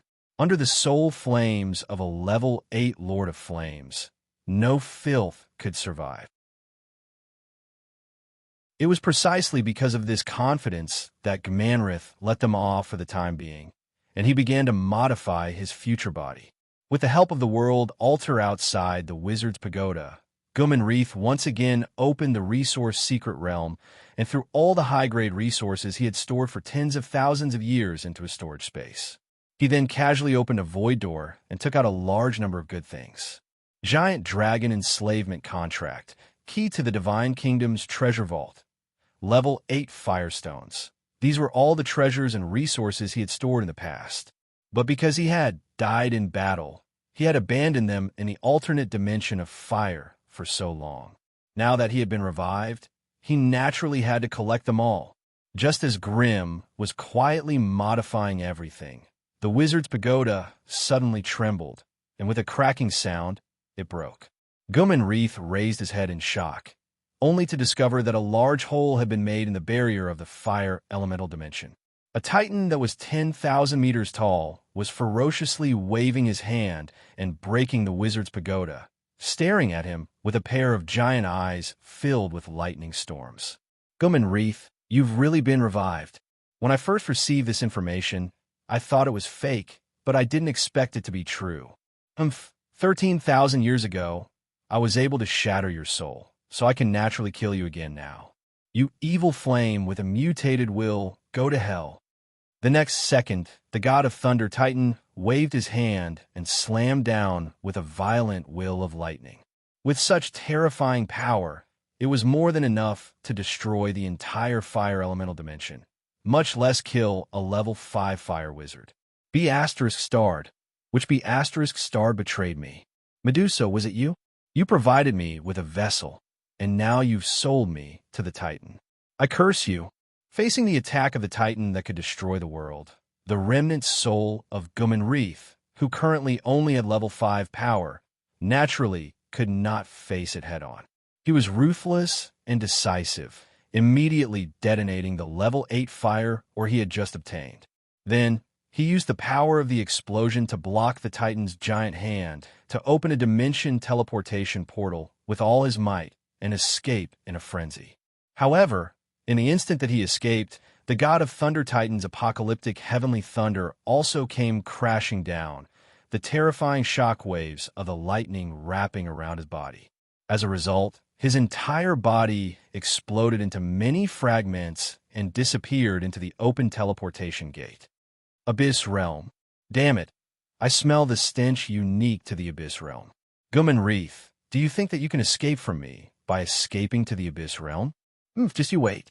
The god of thunder, Titan, waved his hand again, annihilating everything around the molten altar before slowly retreating out of the fire elemental dimension's barrier.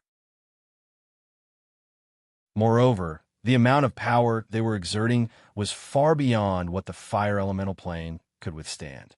As a result, the power of fire and the power of lightning constantly clashed in the air, and the resulting shockwaves caused the space within a radius of 500 kilometers to return to a state of chaos.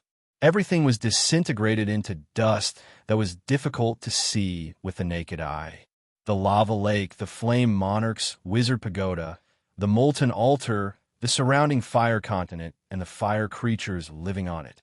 Everything had disappeared, turning into a chaotic storm that crazily devoured each other. An eye of destiny slowly opened in the void when everything returned to its original calmness.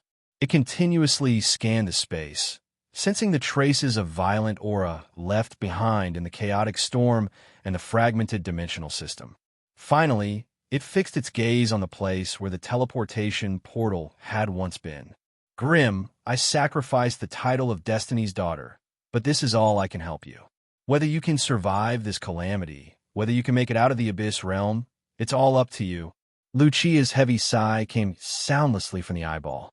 Shortly after, the eyeball was destroyed, and the power of destiny returned to chaos. The entire world once again fell silent. You're tuning into the Warrior Lore YouTube channel. Don't forget to subscribe and join us on this journey to catch the most captivating stories.